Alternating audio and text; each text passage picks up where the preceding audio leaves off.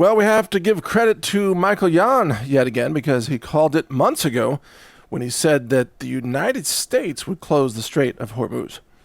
He said that several times to me during our interviews, and I always kind of blew that off. I thought, no, why would the U.S. close the Strait of Hormuz? I thought, well, Iran could close it, yeah. But Michael insisted several times. He said, no, it's what's going to happen is that the U.S. is going to close the Strait of Hormuz. And, again, he was correct. And he's saying right now that it's, quote, just a matter of time before they close Malacca and the Singapore Straits. Those who follow my work have seen this coming for years. And he also says the Zionists are threatening closing Hormuz while blaming Iran. I've predicted this many times in writing and on interviews. He's absolutely correct, as I just described. He has predicted it numerous times. He's also mentioned what's called the Bab el-Mandeb Strait, which is the opening to the Red Sea that leads to the Suez Canal. And it looks like that strait is also going to be closed by, of course, the Houthis. And when I say close, what I mean is they're going to harass ships to the point where no one will use it. So effectively closed. Not physically closed, but effectively closed. So here we are, folks. Here we are with these choke points for the world through which the ships sail that carry energy and fertilizer and plastics and polymers and sulfuric acid and helium and lubricants or feedstocks for all kinds of industrial processes. All of this, they go through just a few choke points on planet Earth. And those choke points, they're all getting shut down. And so there's actually a bigger agenda here. There's an agenda bigger than war with Iran. It's bigger than Israel's Greater Israel Project, which, of course, they're pursuing that as well. This is an agenda larger than the Trump administration or the American empire or any faction or nation or political party or power or industry. It's a planetary scale agenda, and that's the focus of this particular podcast here. This planetary scale agenda is, of course, mass extermination of billions of human beings through engineered famine. Let's just call it what it is here. So if you backtrack a few years to COVID, you know that the COVID pandemic was also a depopulation agenda effort that really did not succeed at the level that the globalists wanted. It's very clear they were hoping to kill billions of people, and they failed. They killed tens of millions around the world. And in the United States, at least 1.5 million people, and they injured, around the world, hundreds of millions. But they did not kill billions of people during COVID. They learned a lesson, though. They learned what happens when you order people to shut down everything. Lockdowns. COVID lockdowns. And people complied. Local governments complied. Heck, even churches complied, if you can believe that. The media complied, etc. What they learned in all of that is that they can order energy lockdowns, that they can create a larger crisis and then use it to cause panic and obedience with a new attack on humanity that will shut down global energy and fertilizer and food. To effectively, ultimately, the goal is to kill many billions of people, perhaps half of the current human population. This is what is now underway. So let's back up one more time here. Let's zoom out. Trump is getting orders from powerful globalists, clearly, that tell him keep the war going and close the strait. And so he obediently complies, closing the strait. Israel is getting orders from globalists to say, keep the violence going, keep the famine going, interfere with fertilizer and energy production, and Israel is complying. See, there are larger demons than Netanyahu or Trump. even though Trump just tweeted out himself as Jesus, that Trump thinks he's Jesus now, that he's healing people like Jesus while he's also attacking the Pope, which is hilarious. I mean, I'm no fan of the Pope, but you don't see presidents attacking the Pope like Trump just did, and then tweeting out that he's Jesus, which is insane. But this goes beyond all of that. This goes beyond any religion, any government. And there are larger and more fearsome demons that sit above people like Netanyahu and Trump. And, you know, the leaders of all these other countries, the UK, Canada, New Zealand, and Australia, and just those four right there, those are some pretty hardcore demons that run those countries. And yet, they're still the minor demons compared to the greater demons. The greater demons want to exterminate humanity. And they want to clear the planet. I don't think they'll be fully successful, by the way, just saying. But they want to clear out as many humans as possible. And they decided after COVID that this is the only way to do it. Engineered famine. Global shutdown of energy, of fertilizer, food, fuel, all of it. Natural gas, which will ultimately affect the power grid in many countries. The plummeting of industry and manufacturing and medicine, etc. This is the new plan. And because this is the new plan, see, very few people understand this. Most Americans think that this is just about reopening the strait and getting back to business and getting the oil flowing again. That's not Trump's goal at all. Trump's goal is to keep the strait closed. Those are the orders that he's getting. That's why the negotiations over the weekend with J.D. Vance, they're negotiating with Iranian leaders in Islamabad, I believe. It was all theater. Nothing was real about that. It was complete theater. There is no real effort by these leaders to get anything back in place, to lower the price of energy, to open up the supply of affordable fertilizer, creating affordable food in the years ahead. None of that is on the agenda. From here forward, it's going to be, $10 a gallon diesel.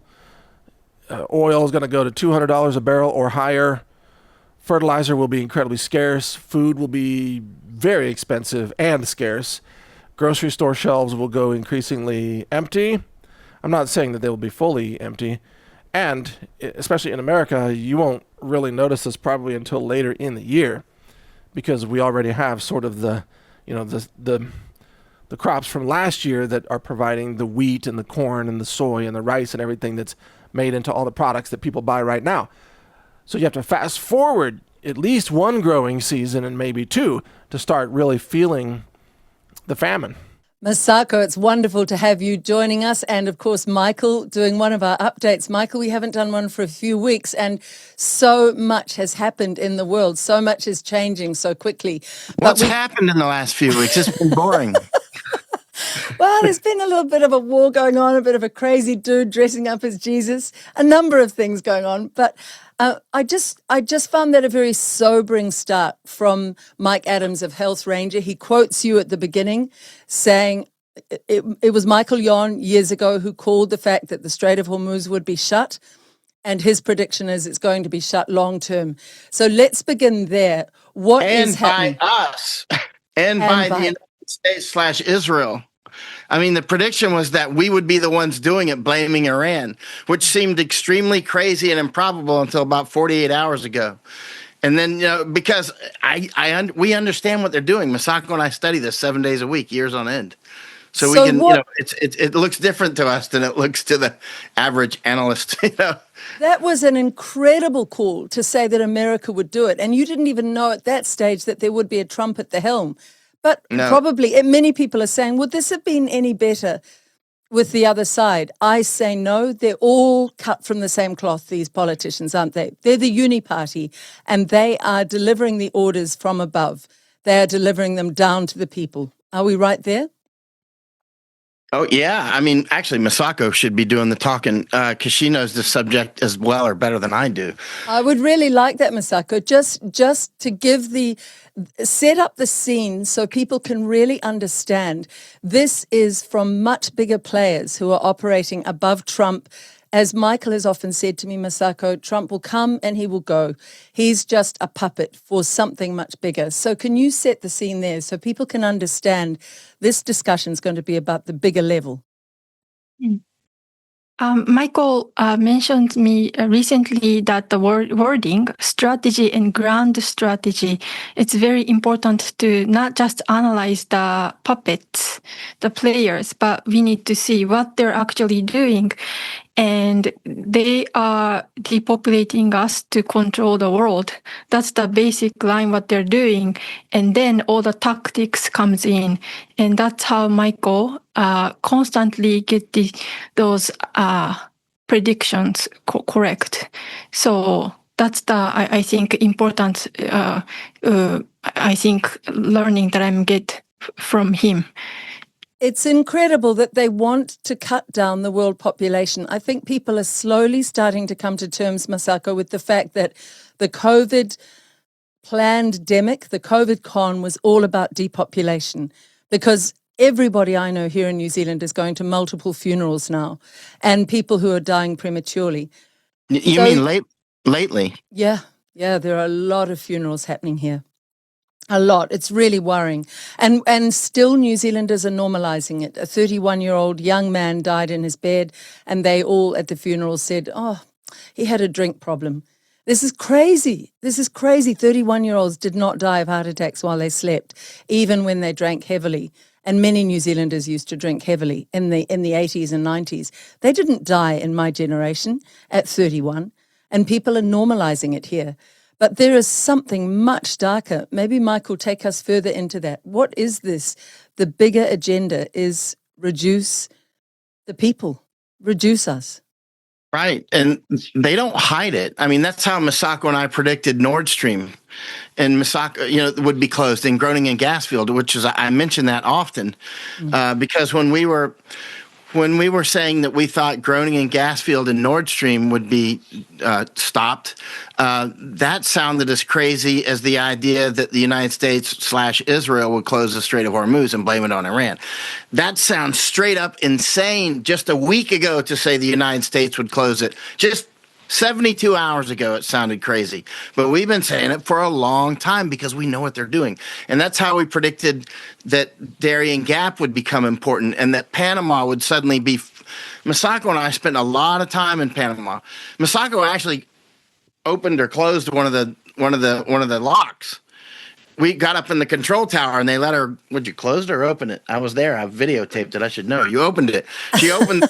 I was making video. I should know. But they let her. It was basically just a mouse click and clicked a couple of mouse buttons, as I remember, and the lock opens and a ship goes through. Wow. I mean, when I say we research, I'm talking stuff like that. Masako crawling up on top of the train and putting a camera on top of the super important railway there, and they let since she's Masako, we got to ride in the engineer car all the way across the isthmus, because that train was built in 1855, I think it opened, and it became the most important railway in the world there for a while. It's still extremely important.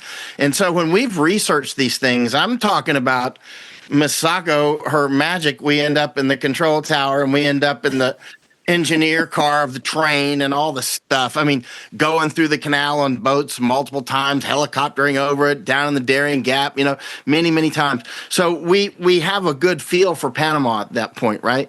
And so then we shoot over to like Danish Strait, where we were just at recently, and we spent more than a month with Catherine Austin Fitts, as you know, and we're looking at all these things, and after some time, pieces come together, right? So we're able to predict things like Masako and I were inside the BASF plant at Ludwigshafen, Germany, 14 days before Nord Stream was destroyed.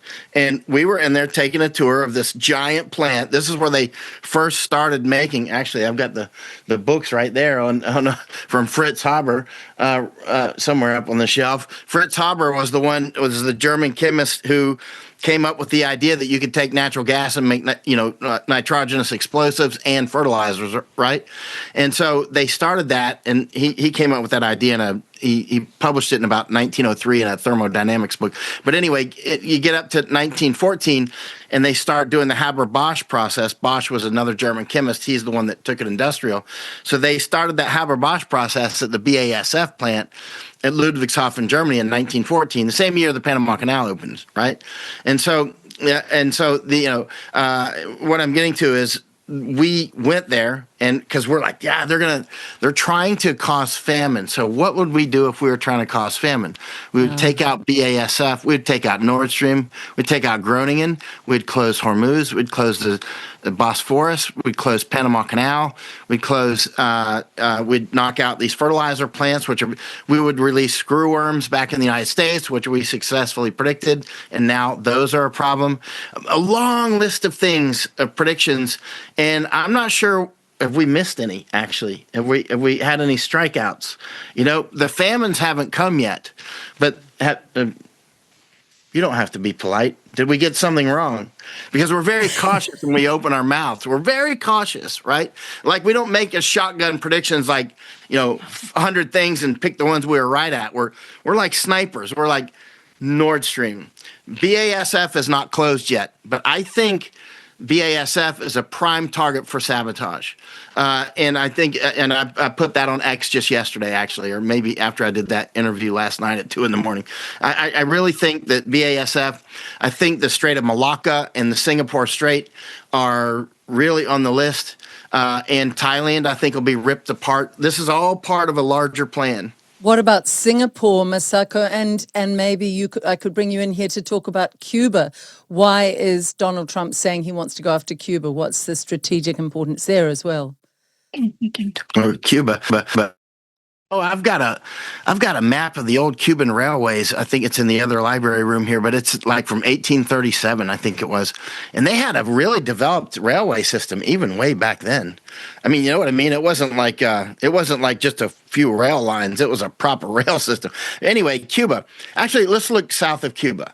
Let's look at Dominican Republic. Let's look at Hispaniola, which is the island where Haiti and Dominican Republic are on. On the same island. Chuck Colton and I went there maybe 4 or 5 years ago. And it's interesting because Masako and we had a call maybe 6 months ago from somebody in Dominican Republic. And he's saying, why are the Haitians coming over? They're becoming policemen, all these other things. And he's telling me all these things. And finally, he's Dominican, so he's got a Dominican accent. And finally, after we talked for a long time, more than an hour, I said at one point, all I have to do is change your accent to Irish or Canadian or Texan, and I'm hearing the same thing everywhere we go. German, Dutch, just change your accent. All those words you just told me, change your accent to Irish. And that's what the Irish are saying. And, the Irish think they're the only ones happening to them. More and more of the Irish realize it's global, obviously. You mean migration? Migration has a WMD, a weapon of the destruction of the local populations. That, and also the migrants taking their jobs and key jobs like policemen and things like that, right? Yes. And so that's why, when we have a draft in the United States, it'll be to get like Haitians in the army, right? It'll be to use that army against Americans, right? This is an old game, by the way. It's nothing new. This isn't pie in the sky. We made it up one day, because we ate the wrong mushrooms or something, which we don't do. I mean, this is all these books. It's just the same story over and over. You want to read the same story over and over, just spend a lot of time in these books. You're like, there it is, different time, different place, different languages, same story, right? Demographic warfare or doing census. When people start doing a census of you, they're there to control you, right? They're there to control you. And under Jacinda Ardern, there was a census, and so many New Zealanders refused. They just point blank refused. It was so good to see. They were and smart. Just getting back they were smart. Yeah, that was good. How did they know to refuse? Sorry. I think everybody could, everyone who was awake at least, could tell this woman is massively overreaching. The minute she said, "We are the single source of truth," that is a line out of George Orwell. But, you know, she's still being marketed to head up the United Nations. Were you aware of that, either of you?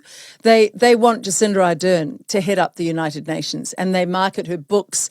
Her pathetic film is up for 2 Emmys. I mean, she's getting all of these plaudits and all of this praise around the world within the matrix system because they want to shine the. I'm sorry, they want to polish the turd. It's just a phrase that we use in the Antipodes. But you know, she's not a good woman. She's not a good woman, and you can't do that with people who are awake. But many are still going, "Oh, Jacinda's lovely." She's not. And when we talk about resources, when she was in, no one could understand why she shut down the Marsden Point oil refinery in Australia, where they're so oil rich in natural resources. All of their oil refining has been shut down just about.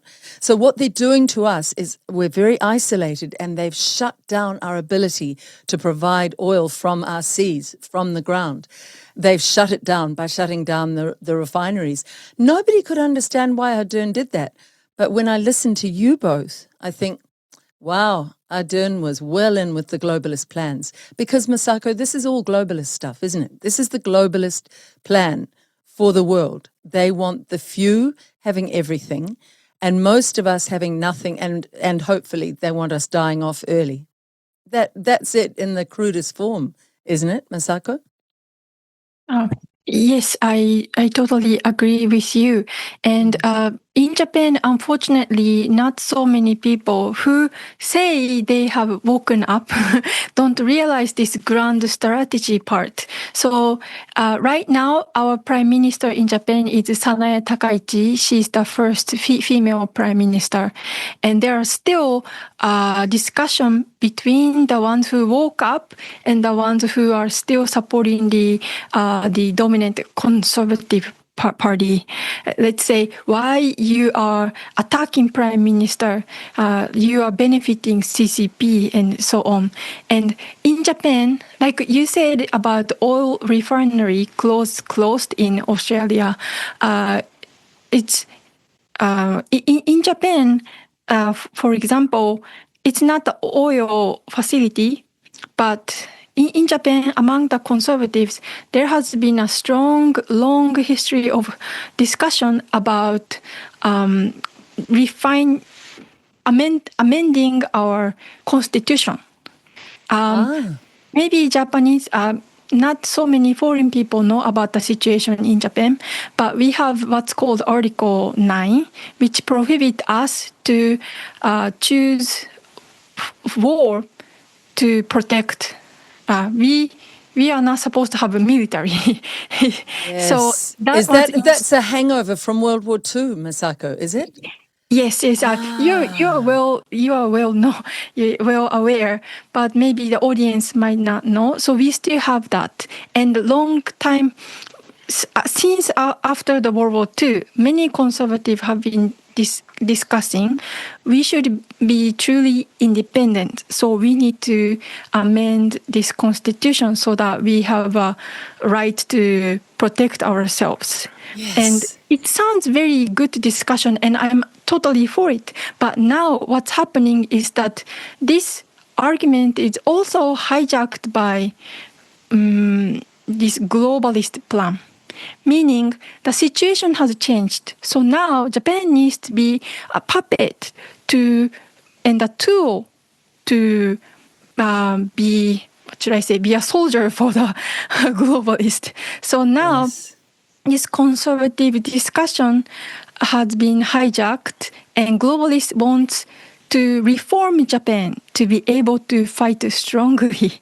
So now they are introducing very pleasant ideas and conversation about Japan. It's the time we need to throw out Article 9 and become independent. But it's not true independent. It's just a name, independent in name only. That's fascinating. It's shock doctrine. It's shock doctrine amendment. So I still believe Article 9 should be tossed out. But it's only to make Japan independent, not the puppet of the globalists. But now the situation is turning against the independence of Japan. That you put that so well. You articulated that so well. And as another small Pacific Island nation, I can relate to that because New Zealand is supposedly with its own defense, but we're actually part of Five Eyes. And that means wherever America goes, we just follow along like a puppy. We're not independent at all. So what organization would you be drawn into if you did get the military? What is it, a Pan-Asian organization you'd be drawn into? Sort of a NATO equivalent? I think globalists wants to make Japan like a hub for their operation. So military-wise, and also, globalists have been introducing a lot of the facilities and new system in Japan, and they're making what's called CDC in US. We have a CDC in Japan too now. Oh no! And we have new injection weapon facilities, and so Japan, the globalist plan is they're in the process of making Japan one of their hub to expand this confusion and this depopulation and famine. So what do you think? I would really like, Masako, to do a separate interview with you about the Japanese research that you work with a group of really eminent people, including professors, on research into these jabs. I'd like to do a separate discussion with you, if that's all right. Can you give us a brief update just on what is going on with that? Actually, I need to check. I have not been able to do close exchange with them recently yet, but what I can tell you right now is that, do you know RS virus? RS virus. No, not that one, but there's another one. They're talking about something, I think it's called Virus K or something is coming to New Zealand. I laugh at them now. I just go, which letter of the alphabet are you making up now? It's just nonsense. I was gonna just brought up, Japan recently started introducing this RS virus injection for pregnant women. There is people from the group. The group is called United Citizens for Stopping mRNA Vaccine. That's their name.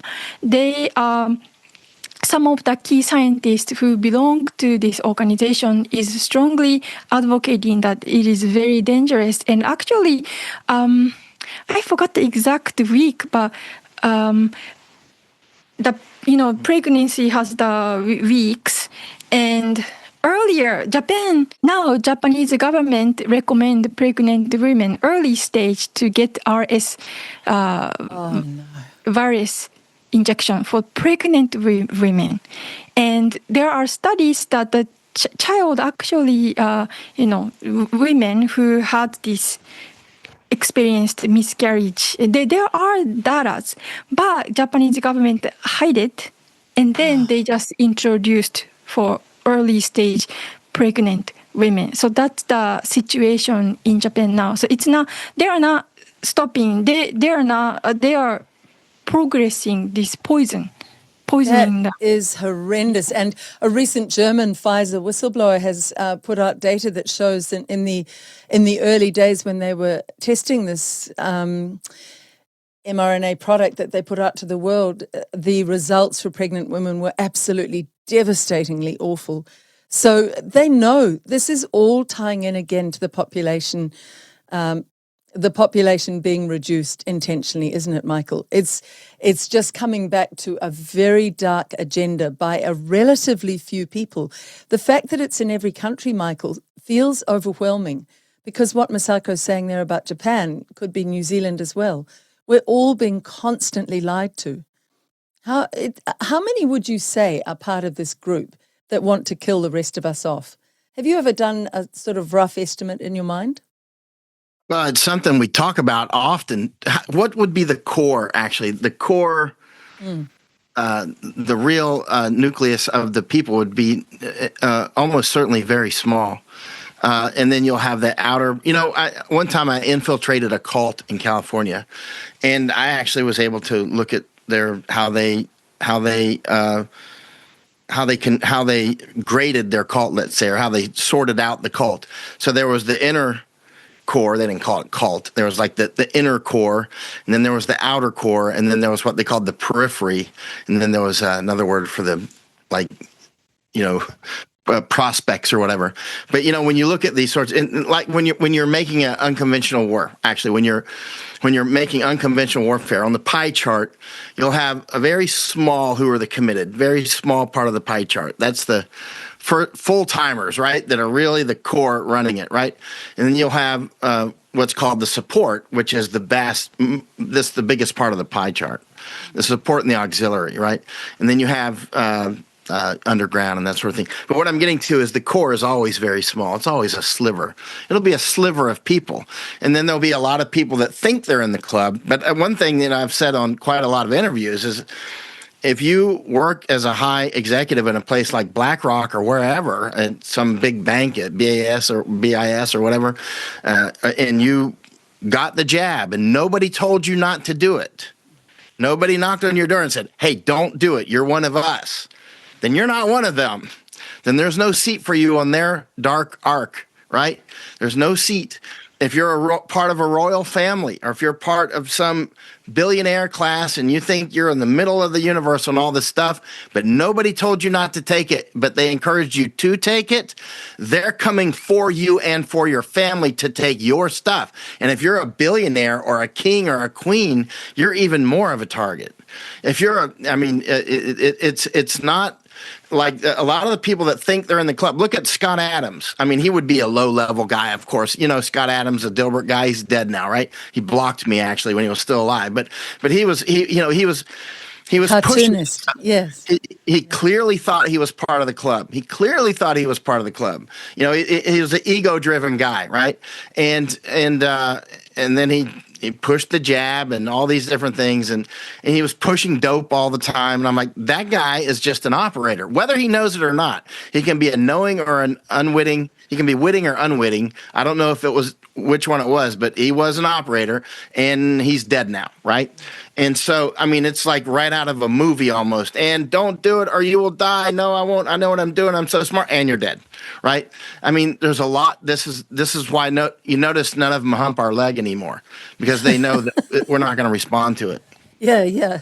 Well, I mean, before we move on from Japan, Masako, and just talking about Japanese history a little bit, alluding to it, just tell people a bit about Japan when it was completely shut off from the world.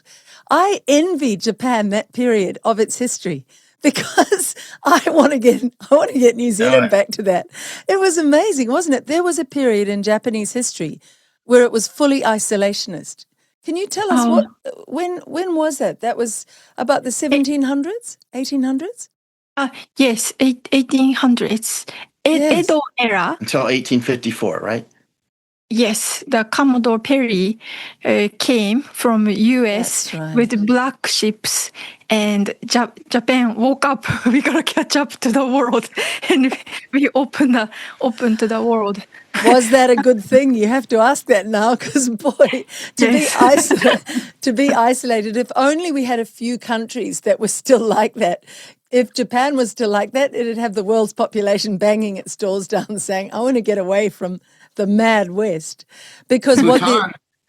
It's what? Bhutan. Bhutan? Bhutan, yeah.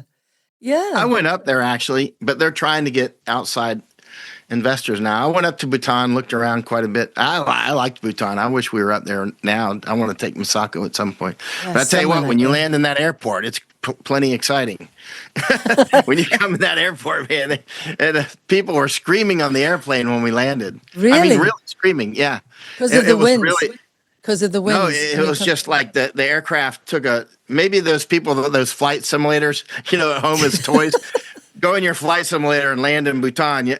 And when you land, they dip that wing and they come in hard. And we were coming down over this river to the runway. And I'm like, wow, I can see inside those people's windows. I'm like, people are screaming behind me. And I'm like, wow, I'll try to get some video before we die. And we landed. So we're at baggage claim and it's this tiny airport. And I was like, are you guys like fighter pilots or something? And they're like, oh, sir, you must have special training to land in this airport. Oh my God. Thank heavens. And then when you take off, I was there for, 10 days or something. When you take off for the first maybe minute, you're like hugging the ground. You're climbing, but the mountain's climbing with you. And I'm like, somebody could hit us with an arrow. We're a minute into flight, and you could still hit us with an arrow because the ground. I've never seen anything like it, man. Bhutan is something else. We got to go. Yeah. I mean, a lot of people are longing to get right away from this madness, but the answers are not in getting away because there's nowhere really to get away to. We have to stand now and face the truth. I'm going to put up the full Mike Adams piece at the end of this discussion. But it's a devastating piece, Masako, because he's really saying, prepare your food and prepare for long-term shortage of food. That's what he's saying in that piece. Have you seen that whole piece, Masako? Oh, unfortunately, not yet. Oh, you haven't yet? Well, Michael sent it this morning. I caught you out with that question. Well, that's what he's saying, isn't he, Michael? Does many interviews, so. But yes. These are our daily conversations, on rice and things like that. I mean, that is what people have to do. They have to start being very unpanicked, very practical, starting to think ahead. And it could go on, I gather, it's hard to say this, for years. For years. What are your predictions telling you, Masako, and then you, Michael? I met Michael, and then I started to learn from him because Michael always talks about not just the phenomena, but how we think, the background of thinking, like a paradigm. Yes. So I started to learn from Michael a lot, and then some people call Michael Nostradamus. Nostradamus, yes. Yes, but some people change the last part. Michael, no, not Nostradamus, but Nostradamus, because it's young. And his nickname in this house is Nostradamus. Nostradamus. And that's really lovely. I thought this would be like a real doomsday kind of a little bit bleak interview, and I'm loving it because it's very life-affirming to laugh in the face of all of it. We're still happy. I love it. And Nostra is what? In Italian, I think it is. It's our. So he's our Janos, Nostradamus. That's nice. But in terms of preparing, Michael, what do you see? I mean, that long form piece that we'll play at the end here from Mike Adams, it was a bit devastating. I have to say, I went out straight afterwards and I did stock up on some beans and some rice. And, I just thought, just be calm and practical and be prepared, Liz. Now, this is a serious call for people to think about the future of their families. How long do you think this could go on for? Because people are still talking about Trump's got this covered. Trump's going to, bring peace to the world. He knows what he's doing. I personally think it's like a car that's just got nobody steering it anymore. How long do you think this will go on for this war situation? Well, and the number of days I've supported Trump remains at zero. And yes. How long? This is permanent. I mean, they're reducing the capacity to create food. They're reducing it on a industrial scale, right? This is something that Masako and I have been studying for years now. I mean, we've been to BASF and all these different places looking at different stuff. We've been out with many farmers in different places and just getting a feel for it. So what's happening is If you look in the Middle East right now, let's skip past all the nonsense analysis, right? The fact that we were able to predict that the United States slash Israel would close the Strait of Hormuz, and we got the date of the original attack accurate. Our bookend windows were the 22nd of February to the 3rd of March would be the bookends of the original attack. A lot of people are like, no, America's not going to attack. And I'm like, I think we will. And I think it'll be, and I was publishing this. I was in writing and on interviews. I think it'll be between the 22nd of February and the 3rd of March, most likely 3rd of March. It happened on 28th of February, right? We were up, and Masako and I were up in Denmark at the time, looking at the Danish Strait and that sort of thing. We punched out early because we didn't want to get stuck in Qatar or Dubai, so we went through Turkey instead. And we went straight to Thailand because Thailand will be a major target of this, and then we came back to Japan. But so we... What I say that to set the table of we know what we're talking about. We know what we're looking at. They are, and then on the 2nd of April, I published on Twitter that I think that there will be a ground attack, and it'll be maybe tonight, like a high probability within hours. And then it happened. That's when that F-15 thing happened. I had an F-15. That's a false whatever that was. But there was a ground attack, right? And how did I get that right? Hours in advance, just hours. I put it on Twitter. I think it's probably, basically unfolding now, and it'll probably happen tonight, right? And then it did. I didn't have any insider knowledge. I just know how that crocodile hunts, right? And so, anyway, what I'm finishing up with, and then I'll give the microphone to y'all, is I think that you're going to see the GCC states, the synthetic states, the 1922 states, which would be like Kuwait, Qatar, Bahrain, Oman, Saudi Arabia, UAE, Bahrain. I said Bahrain. I think those will be destroyed. I think that's part of the plan, right? Or at least strongly reworked. I would not be surprised in Iraq to see Mosul Dam destroyed. I published about Mosul Dam 20 years ago. Of course, I didn't see it in the light that I see it now. But the danger of Mosul Dam. Anyway, I would not be surprised. Just elaborate on that, the danger of Mosul Dam. Just talk about that for a moment. Mosul Dam is up in Mosul, Iraq, where I spent a lot of time, actually. And in Mosul, I was all over that area. I was out with the Kurds. I was all over Iraq, right? And but Mosul, if you look at Mosul Dam, if you look at what I published in 2005 or 6 or 7, whatever it was, I did a couple things on it. If that were to crack, I mean, let's say somebody blew it up, it would destroy a lot of Mosul. Actually, in Mosul, by the way, there's a church in Mosul, because there's a lot of Christians, right? There's a church in Mosul, and it's shaped like a Noah's Ark. And the Iraqis, with their sense of humor, they were calling it the Titanic. Yeah. So the Iraqis, man, and I would love to go back on vacation if we didn't have all this insanity. But they had a church they called Noah's Ark. But anyway, if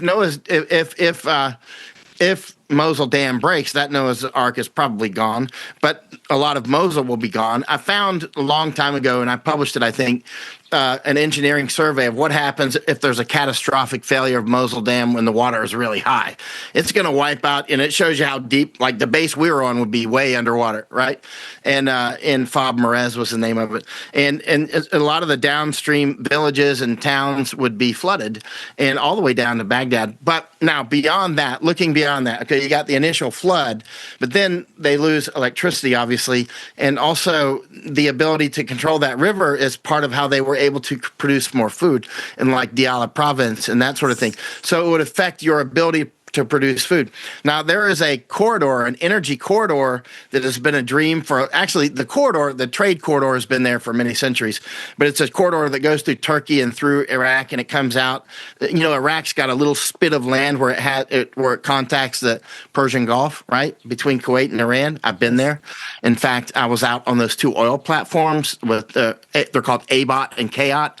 I had to go out there with the British Navy and on helicopters and by the ships and going up those rope ladders and all that. So anyway, I was on those two oil platforms, those Iraqi oil platforms. I'm saying that because that's right beside Iranian water. Iranian boats were going by literally again within arrow shot, and I mean literally arrow shot, not rifle shot. Right? They had actually done a suicide attack on one of the platforms at one point. But anyway, what I'm getting to is that is a dream of having a major corridor, a trade corridor, right there, going by where that's at up through Turkey. Now, the Zionists would not want Turkey and Iraq to have that trade corridor, right? They don't want them to have that, right? So they would have, let's say motive and means to take out Mosul Dam, because that would devastate Iraq. It wouldn't like destroy the whole country, but it would be devastating. It would certainly be a WMD, and so it makes sense. And of course they would blame that on Iran or whatever, and everybody would go, yeah, bad Iran, they blew up Mosul Dam. Why would Iran blow up Mosul Dam? And but anyway, but that's what'll happen. They'll do something like that, right? And but what I'm getting to is all the wars that we've ever studied are routes, resources, and ideology, right? Every war you've ever heard about in your whole life is about one, two, or all three of those things: routes, resources, ideology, right? And some of the oligarchs who are fighting, especially in the Zionist system, I don't know if the Zionists are still an underling or they are the Oberling, right? But the Zionist system, there are people in that group that clearly want to create global famine.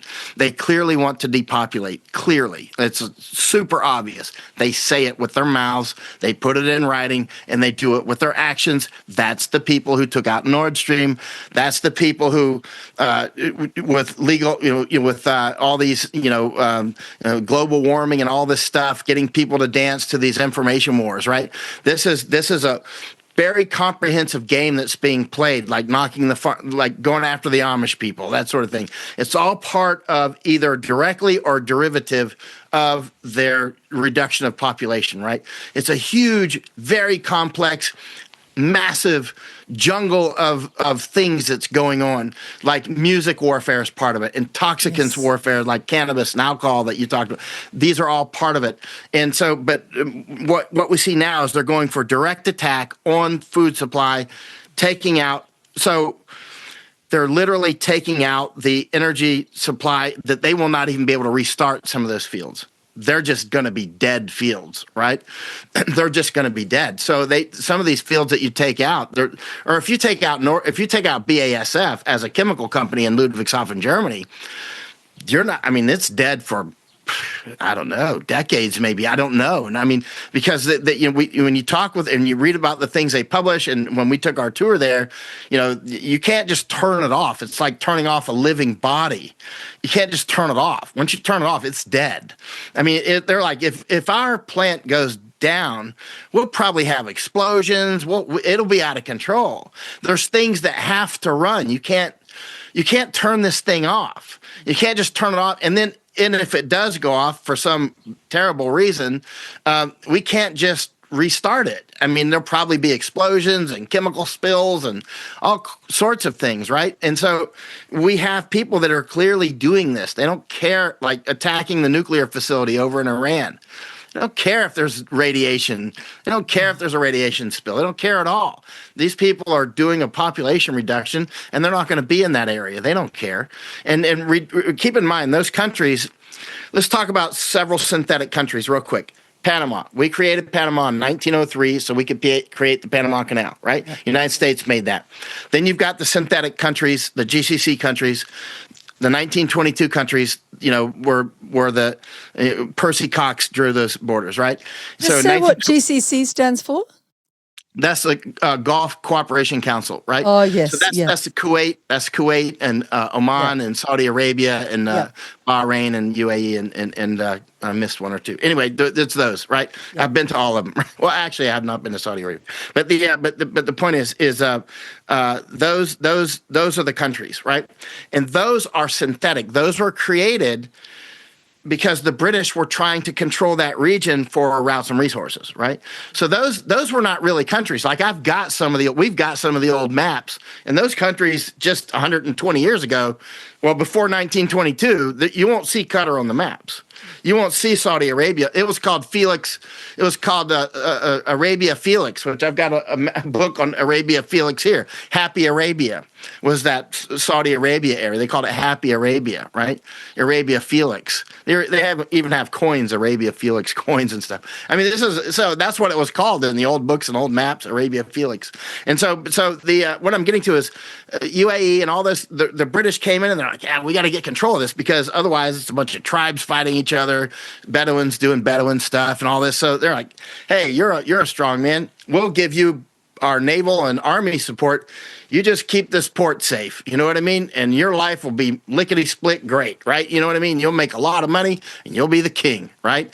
And so it's king making, right? And they did this around. They made these and they lifted these people up. And now and then the British started to do the same with Israel, right? They started in the late 1800s.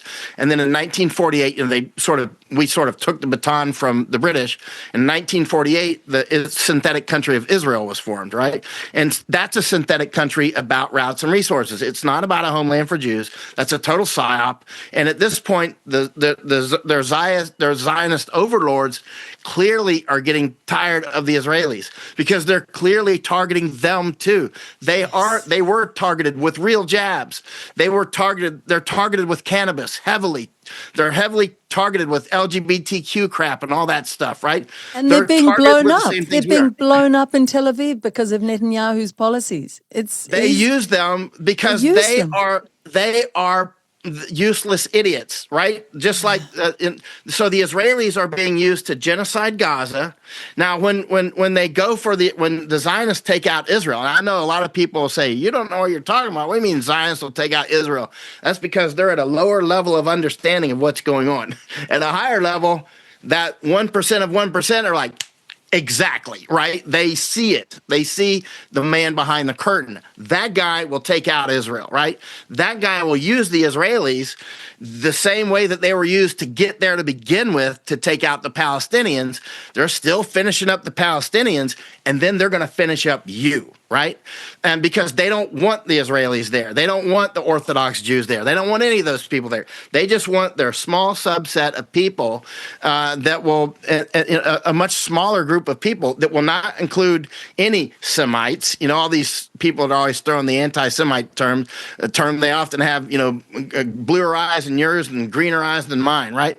They're not Semites. You know what I mean? I call them white boys. It makes them angry. And I had some really threatening me recently when I'm calling them white boys, and they don't know what to do with it, especially when they're like, a guy was threatening me yesterday. And I'm like, I said, I'm subject to publishing all of your messages to me without notice.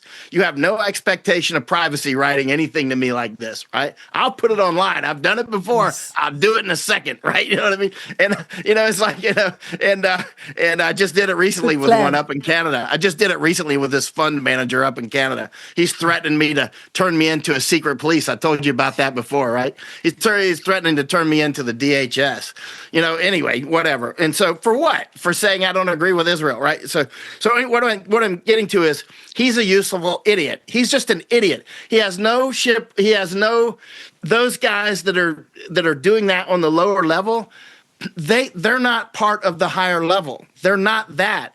They think they are, but they're like Scott Adams. Did you take the jab? Yep, took the jab. You're not one of the club, dude. I know you think you're a big Jew guy and all this stuff, but you took the jab. They shot you. They literally shot you. Your guys that you think that you're with, you're not with them. They're going to kill you, right? And they'll kill Israel. They'll kill Saudi Arabia. They'll kill the United States. They'll kill New Zealand and Australia and kill Japan, right? They will absolutely do it. And we have to, it's time, it's very important the reason I say this is because a lot of people that watch your program and mine and Masako's, these are big, serious people in a lot of cases, right? Very serious people. And they need to know if your family took that shot, you need to stop siding with those people. They're trying to kill your children, your grandchildren. They're trying to take out your entire family line, right? You're not one of them. You're one of us. You're one of us, right? And us cannot coexist with them. They're trying to kill us all, right? this food thing. They're knocking out they're knocking out the ability to even create the food. The sulfuric acid gone. I mean, a lot of it's gone off the market, right?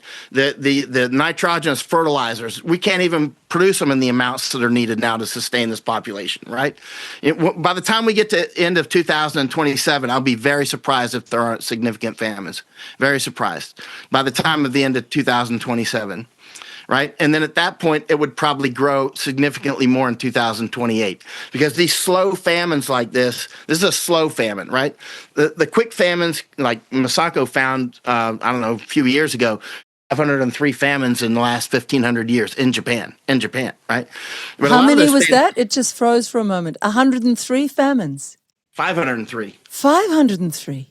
Yeah, and those and because there's this giant volcano here. There's all kinds of things, right, that happen here, right? And so those quick famines that can come from a volcano, they often kind of come and go quickly. But then you've got the slow ones like we're going into now that will they can last for years. And they typically do, right? But the thing is we're never going to see that level of food production again because they're intentionally dismantling it. May I mention one thing? Because Michael said volcano, the Mount Fuji is a volcano. And I don't think it's just a coincidence. I think I saw the news recently. Japanese government has predicted, what if Mount Fuji erupts again? What's happened to Japan? They are, they are up to those level of disaster or catastrophe for people. And we can see Mount Fuji from here. Wow, and that's a stratovolcano. If that effect, the rule of thumb is that with explosives, the thing you should be able to not see it. If you hold your thumb out like this, you don't want to be able to see that ship. Then you might be safe if you're upwind. But with a stratovolcano, the rule of thumb doesn't work. You better use the rule of you better be over the horizon from it. You better explain that again. I didn't get that with the thumb. What are you meaning there? Explain that. As a rule of thumb, when you're dealing with explosives, let's say a ship is on fire. Yes. If you can't cover the entire event, like a factory fire, if you can't, you should be able to be upwind from it and uphill from it, preferably. Interesting. And you should be able, because even if you're in the good wind location, but the river brings the poisons down, that's not a good thing. So you want to be uphill and upwind from it if possible, but you would want to be able to hide the entire event under your thumb. Like I see a giant factory or ship on fire, I want to be able to, I can't see the ship behind my thumb, right? Yeah. And so so everybody should remember that, because if you see a big fire near you, get upwind, of course, and uphill if you can. Don't be down. You might be upwind, but you're downriver from that big factory that's burning. So there could be a bunch of chemicals come down, and they could be bringing toxic air with it, right? Toxic fumes. So you want to be uphill and upwind, and rule of thumb, and tell everybody else, rule of thumb, uphill, upwind. That is, isn't this crazy? We are talking about this when, a few years ago, 6 or 7 years ago, if I'd interviewed you both and you'd gone, our leaders are going to start blowing up things and cutting off things. When you're going to close Strait of Hormuz. Yeah, it's insane. And now now we're talking about preparing for the next explosion by these corrupt governments. When you talked about Mosul Dam, I just want to raise something very interesting. We had massive floods under the person who came in after Jacinda Ardern, a very nasty little man, Chris Hipkins, who's still campaigning, even though there's evidence that he knew that the poison shots would kill our young. And he hid that evidence and he rolled it out. That was a big thing about 2 or 3 weeks ago, and the legacy media's let it drop. Anyway, Chris Hipkins was in charge. There was a massive storm in our fruit bowl in the North Island, and that area is called Hawke's Bay. And I went down straight afterwards, these huge mudslides and floods, water everywhere, houses being carried down the rivers. The number of people I interviewed who said, Liz, in the middle of the storm, I heard explosions going off. We're sure that that dam up the river exploded. We're sure that it was blown up. We're absolutely certain, but nobody could prove it because it was the middle of a massive storm. But Wait, I just think the storm that you just had. no, it was about the end of 2023. What was it? No, it was the end of 2022, I think, or the beginning of 2023. That would be right. It was the that would summer. be great cover. But you see, they experiment with things. They try it in a country like ours, and they go, "Hey, we got away with it.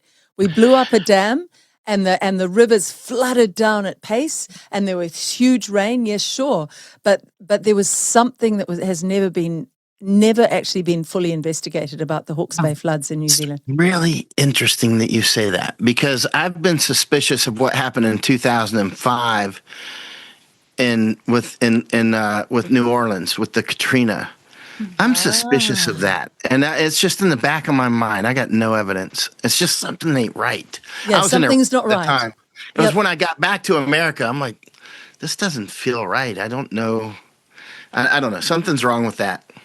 What I love about both of you is you are really into pattern recognition, and you're into geopolitical pattern recognition. So you put things from all different countries together, and you say, oh yeah, that's the technique they're using over here, and they're using it there.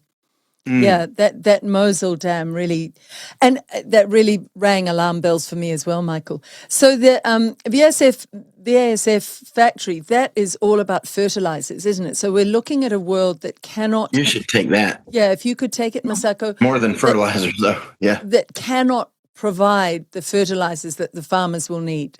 Is that what we're looking at then, Masako? Oh, yes. I think many times Michael mentioned that the conversation he had with the person who showed us around when we saw the BASF factory. But Michael questioned what happens if the Nord Stream is cut. Then he said, we are dead. And so... that was the guy giving us the tour said, we are dead, meaning BASF is dead. Yes. Wow. So it's clearly happening. And one more thing. But that's why we were there. We thought Nord Stream would get interrupted. That's why we were at BASF. That's crazy that you predicted that. What was the other thing, Masako, you were going to say? So our governments are actively attacking us on our resilience too.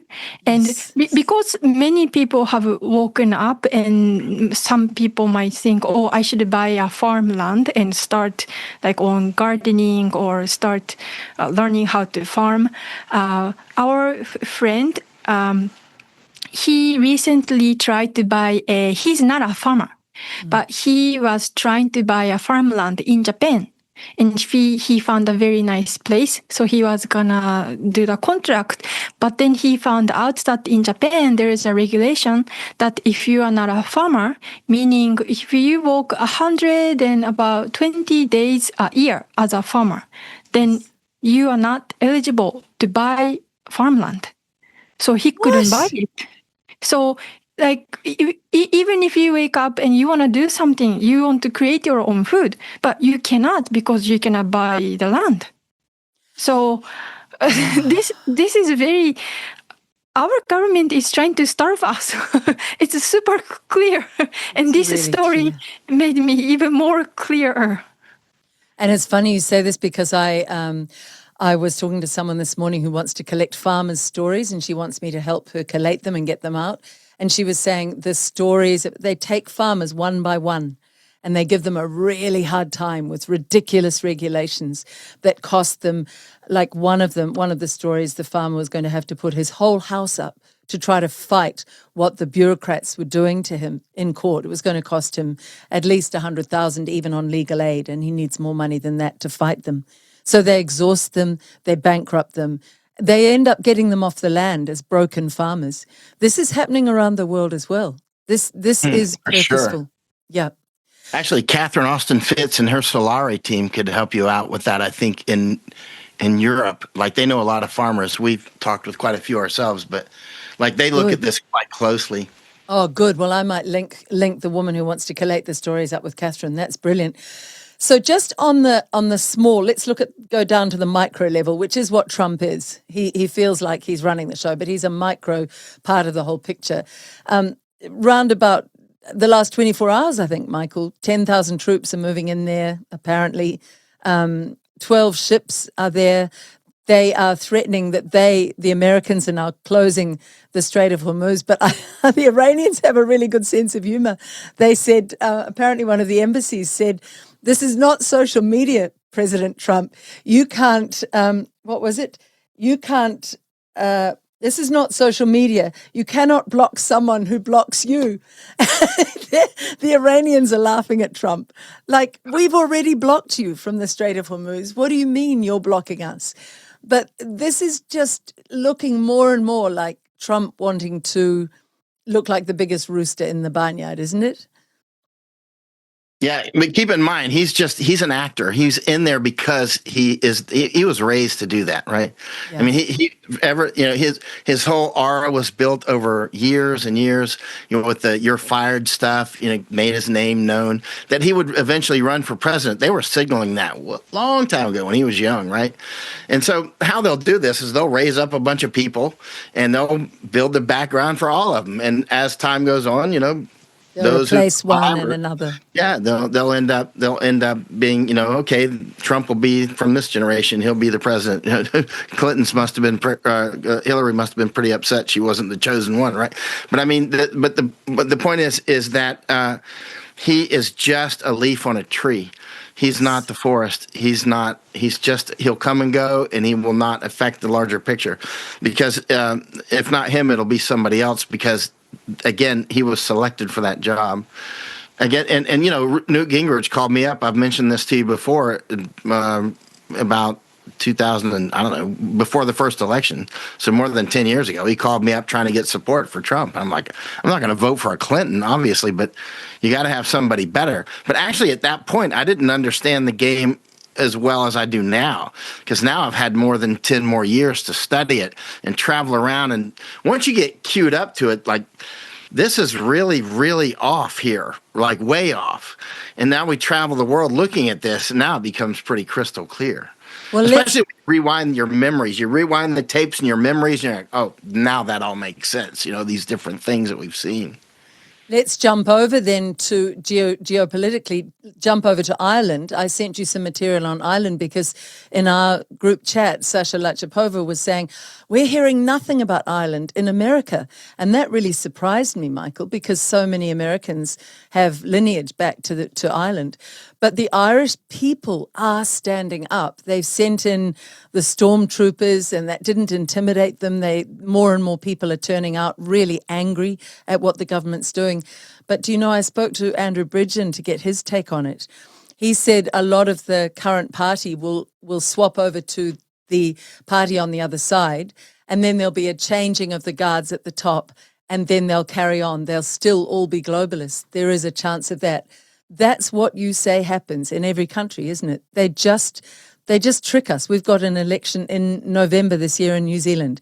It's the two sides, two cheeks of the same bottom.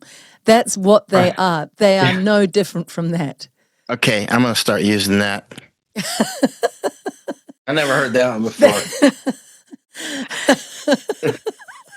Well, I mean, it also has within it an insult. So here's the question for you both. Masako, I'm going to start with you. What can we do? Do the people just sit here and watch them swap, table tennis side to side and go, we are so helpless. What can we do? The Irish are looking really brave, but that hurts if they're going to be tricked again. How do we take back our power, Masako? I think at this moment, because the globalists are carrying the energy for the whole world and trying to starve us, so number one thing we can easily do is we need to stock up. Yes. Yeah. And Michael can give you and create your own food. Actually, around us, a lot of the local residents, they have huge gardens. Really? Like like significant gardens, like somewhere, it's somewhere between a farm and a garden. What's that called? It's not quite a farm. It's way beyond mere garden, you know? Yeah, I think we call it a 10-acre plot, something like that. It's like a little, yeah, it's slightly larger than a home plot, isn't it? But then what about, say you have I'll put this to you, say you stock up on a beast, a half a beautiful organic beast that hasn't been sprayed, and you put it in the freezer and the power goes down. How do we keep things like that going? Do we all need to stock up on generators, is what I'm saying? Do we all need to stock up on our water supplies? How deep is the stocking going? I've been telling Masako, enjoy every hot shower or bath you have now, because, the natural gas can be gone. That's how it's heated here, right? So, I mean, you have to plan for the idea that not only fertilizer is gone, and I mean a lot of it permanently for our intents and purposes, but also that the energy will be out. And so whatever is in your freezer, you could lose it. So you have to plan for that, right? You have to plan for the eventuality that your refrigerator is not it's a good way to store things while the energy's on, but as soon as if let's say you're storing 100 kilos of rice or something, but keep in mind, again, this is strategic. So you're going to have to find a way to get food on your own in the long term, because when the music stops, and it's slowly going to stop, there's just not going to be enough food. And they'll use that human osmotic pressure, that push and the pull of migration, to invade countries, with more people, like from wherever into the United States or Canada or here in Japan. They'll use that human osmotic pressure just to bring them over, Camp of the Saints style, by ship, right? And so this is part of a larger game. The thing that people have to, it's incredibly important. It is literally your entire family's life and death, right? That a significant number of people stop going along and stop playing like daddy's here. The whole cult thing. When I was studying cults years ago, one of the things I noticed about a lot of people joining cults, these Westerners would go to India and look for it. They would say, I'm looking for a guru. And if you're looking for a guru in India, you're going to find one in about 5 minutes. You're going to find about 5 in about 5 minutes. Everybody wants to be your guru, right? Because you're a cash cow for them, right? But one of the things when I would talk with these Westerners going to India looking for gurus is I just noticed this similarity. They were looking for a father figure, right? And so, and then as I studied cults, reading a lot of books on it and that sort of thing, it's like, it's the father figure thing. Notice when Trump won the election again, it was daddy's home. I mean, so there's a lot of people that they need somebody to hold their hand and tell them everything's going to be okay. Daddy's got it under control. Don't you worry your pretty little head, and pat you on the head, right? You know what I mean? And people are like, oh, thank you, Daddy, and I'll be a good person, right? No, you're going to end up in the dungeon, right? And everybody watching this, if you're a military officer, if you're working in a key position somewhere, because a lot of our viewership is are actually in serious positions. Like, for instance, you saw the video I sent you this morning between between Muratami and Kamiya-san, right? This is in Japanese, but it's translated to English. He's a member of the parliament, right? And so, look, I'll send it to you, right? There's the people that listen to our work are deadly serious people, and the more of them that realize. So we're not talking into the winds here. If you took the jab, or you were forced to take the jab, or whatever, it's time for you to resist in these key positions. If you work in one of these places that produce these poisons, use your imagination, right? If you know what I mean? If you're one of the people that's an engineer for these things, think about it. What would you do, right? Because you're the win. Everybody wants to be a hero, and now it's time to be a hero time, right? It's hero time, right? It's time to be a hero. A lot of people want to be a hero until it's time to do hero shit, is what they say in the Army, right? But now it's time to do hero shit, right? To put it, in frank terms.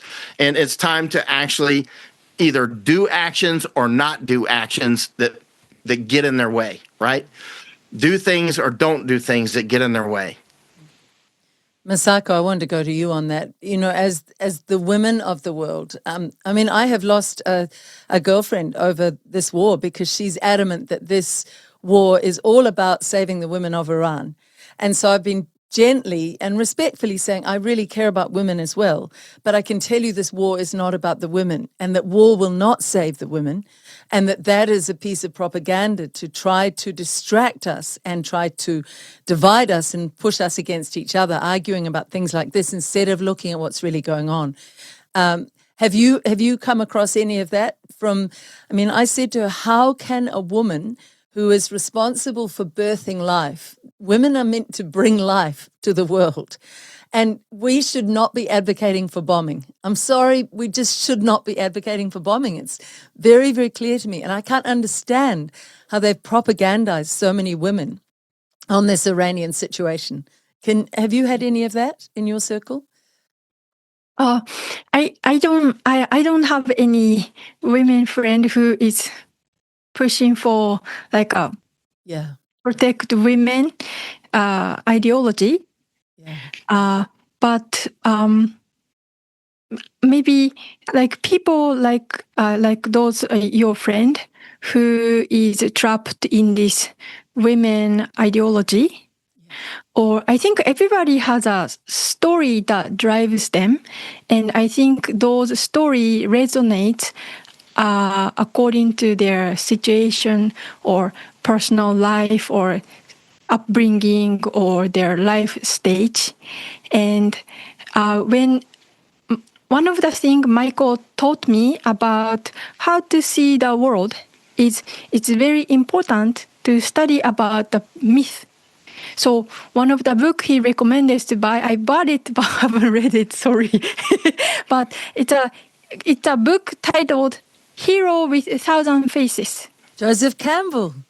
Yes. Yes. And because we are down to people, and we are driven by the story we have. We are driven by the cultural myth, and so what Zionists have their own evil myth that is bringing all of the humanity into misery, and people like your friend. I just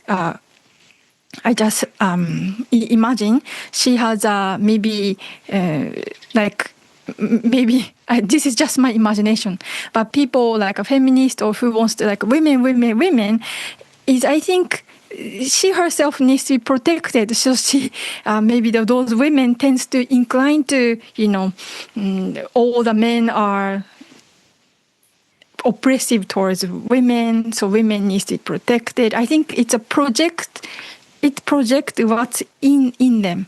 So yes. In order to understand what's going on, it's very important to learn about the myth, not only my myth or my cultural myth, but many tribe and different culture, their myth.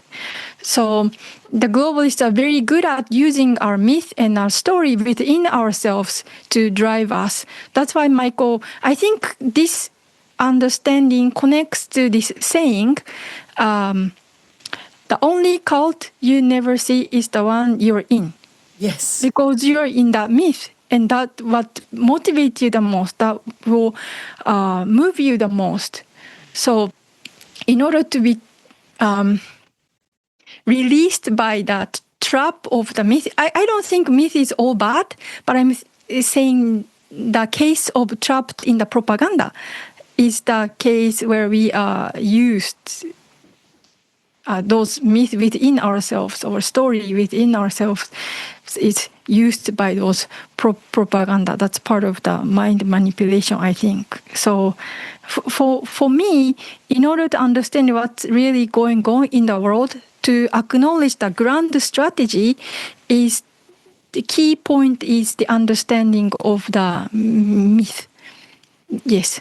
So those like free the oppressed or free the women, those are all the misguidance of our myth. And they always use emotion, don't they? Like, save grandma, take the jab to save grandma. And then when I put out the New Zealand data and it said all of these people had died early, yeah, but they're mostly old people. We don't care. That's what they said. That's really what they said. They would have died anyway. The jab just made them die a bit sooner. I'm going, where did the free grandma myth go? But Masako, I have to say at this point, I could never hope in any, I speak fluent French, I could never hope to even come near expressing in another language the way you express in English, which is not your first language. You express so beautifully. Honestly, I found that really inspiring. I found that really inspiring because within it is also a very deep compassion and a call to understand that everybody's bias is coming from something that's happened to them or maybe the influence of their mother or whatever. We have to have compassion for one another in this time of, Michael, you said it in our very first interview. This is warfare, but it's a warfare we've never seen before. This is information warfare on steroids we're in at the moment, isn't it? Information, misinformation as the horrible globalists call it, but lies from the globalists on steroids. It is. I wanted to say something about your friend. Maybe she'll watch this. And because I think it's important. I hope you'll share it with her. When I was in Afghanistan and some of us were like, hey, that'll be enough. It's because this is just, what are we doing? We're just blowing people up and getting our guys blown up, and for what? And people would often say, what about the women? You're going to leave the women behind. And they said the same about Iraq, actually. It was all because remember, when they're doing these information wars, there are certain people that will respond to certain messages. And so some subset will respond to the women. Another subset will be about, we got to go for the Muslims or or whatever. There'll be different subsets. So it's like a different fast food restaurants for different, this guy wants tacos, this guy wants cheeseburgers, this guy wants fish, but they're the same, it's really that. Same. It's the that same simple. Rubbish Like food the same for the company mind. runs them all, It's like, and that's what it is. So, before you know it, on the pie chart, you've got a significant and a sufficient number of people that support it that you can just smoothly raise up an army or raise the money and go bomb them out, and oligarchs make their money. It's so sad. It's just so sad. I do want to address a couple of things at the micro level before we just leave it completely behind with the Trump thing.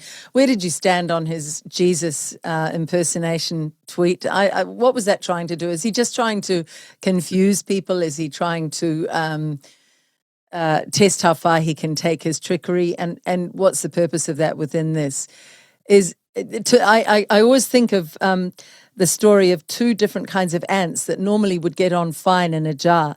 But if you shake the jar enough, the ants' reaction is to attack each other, and they're like a red ant and a black ant. But if the jar isn't shaken up, they'll get on okay. And I always think about that with what the globalists are doing. They're just trying to shake us up day in, day out to see how much trauma the people of the world can take. That's what it feels like. And that felt like just confusing layers of trauma, making the Christians come out and say that's blasphemous and making others laugh at that. And it seems such an odd, insane thing to do for a president. But what's your take on it, both of you? I didn't see. I didn't see the Trump's tweet about. I didn't even bother you with it. He pretended to be Jesus. Yeah, he later said he wasn't, but he's dressed like a Jesus figure, and he's got his hand on somebody in a sick bed, and he's got people praying up to him. He said later, no, he was just pretending to be a doctor. And somebody put out a tweet, yeah, my doctor is like that. He has people praying on either side when he comes into the room. He's dressed up in robes. He has orbs of light around him. He clearly was trying to make an allusion to himself being a kind of holy figure, which is just, it's gaslighting, really. That. Oh, that's he himself put up? He himself put that up. So, oh, my. Wow. Or at least it's on his account. The president of the United States put that out. I mean, it's making a laughing stock, mocking everything. Yeah. Yeah. mocking Wow. everything. He's a Zionist, and the Zionists, they hate Christians and they hate Jews too, even though a lot of Zionists are Christians and a lot of Zionists are. But that upper level, that upper crust Epstein level Zionist, they hate Jews, they hate Christians, they hate Muslims. They're pedophiles. And Trump is that guy, right? He's one of them. He's the Epstein class of Zionists. And those are the guys that are in charge of the show. Now, I didn't even make any comment on that. I think a lot of people sent it to me, but that's a normal psyop. That's just a normal psyop to upset everybody, and that they got everybody talking about that while they blow They stuff do up. other crazy things. That's the magician's Because trick. you remember the TV guide when you're a kid? We used to have TV guides, and you can see what shows are on that week or whatever. TV guide. That's how they actually schedule a lot of these things that it's like a living show. Okay, this is how we're going to roll out such and such over the year. We're going to blow this thing out. They're going to do that, but they're going to have a whole menu of distractions that they've scheduled. Right? It's not random. It's not. So now we'll just keep doing this. We'll do this, and they keep you distracted. Okay, it'll be the next thing, the next thing, the next thing. So it's just a long sort of TV guide of distractions while they continue to do their show. And people are like, hey, Trump did this. Hey, Trump did that. At the end of the day, all you need to know is he's that guy and stop supporting him. That's it. Yeah. That's all you need to know. Full stop. Crocodiles do crocodile stuff, and I always use that example because I used to hunt alligators, and most people are more familiar with crocodiles and alligators, but they have very similar behaviors, right? It's like I know how alligators and crocodiles behave because I used to hunt them, and they hunt me, right? And so, sometimes you get them and sometimes they get you. Luckily, usually I got them because I'm still here. But but the point is no matter if I pet that alligator and say, good, you're such a nice puppy, I think he's going to rip my arm off. He's going to twist around in the water and swim off with my arm, right? So it's the crocodile, it's the alligator. Trump is that guy. That's why he was always doing that snake thing. He was always holding up the snake, showing you the snake parable that he would say. He would hold up. No, I don't know that one. What's the snake parable? Masako, you want to say this? The snake parable is when he goes, it's actually on natural. It's actually an old story that's told in many ways, like the frog and the scorpion crossing the river. Yes. It's the same it's told in different ways. The frog. Yeah. It's that you knew I was a scorpion, but because the frog's like, now we're both drowning, and he's like, why are you doing this? And the scorpion's like, you knew I was a scorpion. Yeah. And the snake. So this old lady picks up a snake. It's in the snow and it's almost frozen. Trump has told this story over and over and over. And he'll get up in his speeches and go, I know you want me to tell the snake story again. So, all right. And he'll go. And you can see him online. He'll go, I'll tell you. So there was, a snake, and the old lady picked up the snake and brought it in and gave it warmth.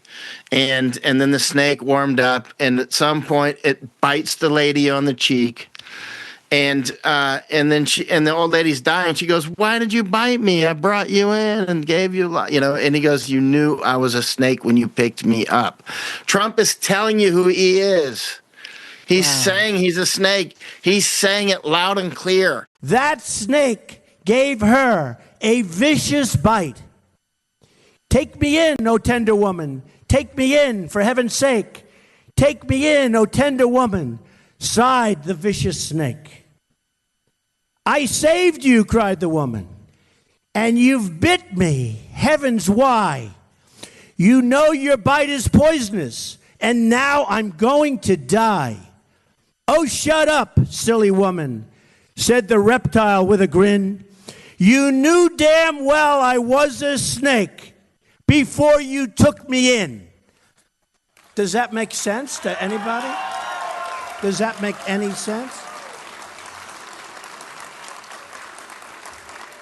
You're not going to support me, even though you know I'm the best thing that could ever happen to Israel. You're not going to support me because I don't want your money. I love Israel. I'm with you all the way. You will be bigger, better, stronger. A lot of bad decisions that are being made for the benefit of lobbyists and special interests. You better get rid of the super PACs because they're causing a big problem. We have to get the people of our country, of this country, to love Israel more, that are Jewish people, that are great people. They don't love Israel enough. You know that. The donors, the special interests, the lobbyists have very strong power over these people. They have a lot of control over our politicians. And I don't say that favorably. And I said, this is our first Jewish president. You know, the reason I can spot him, I've said it before, you can spot your same and you can spot your opposite, right? That's why I can spot gay people really quickly. My sister used to say, you have incredible gaydar. And she's like, how do you do that? You know, I didn't care. I had gay friends, I still do. I don't care. I'm like, go do gay stuff. I'm not gay. I'm never going to be gay. There's not a gay bone in my body. And that's why they pop off the page to me, right? And so, I mean, like, and Trump, I'm the opposite of him. He's a traitor. He's a straight up traitor scumbag. And he pops off the page to me, right? Yes. And I can see it. He will absolutely sell out his whole family, right? He will sell his family out for anything, just pleasure, you know, just a laugh, right? He is straight up hardcore evil. I can basically see his x-ray like those, you know, the orthopedic surgeon after I broke so many bones. They put your bones up on the thing like, oh, yeah, you broke it. Yeah, I know. I can tell. I can't close my hand. Right. So and you know, I can see his skeleton. Like I can, and Masako laughs because she knows how I predict Trump, and I'm very good at it. And people have said over time, you're so good at predicting Trump, and you know how I do it.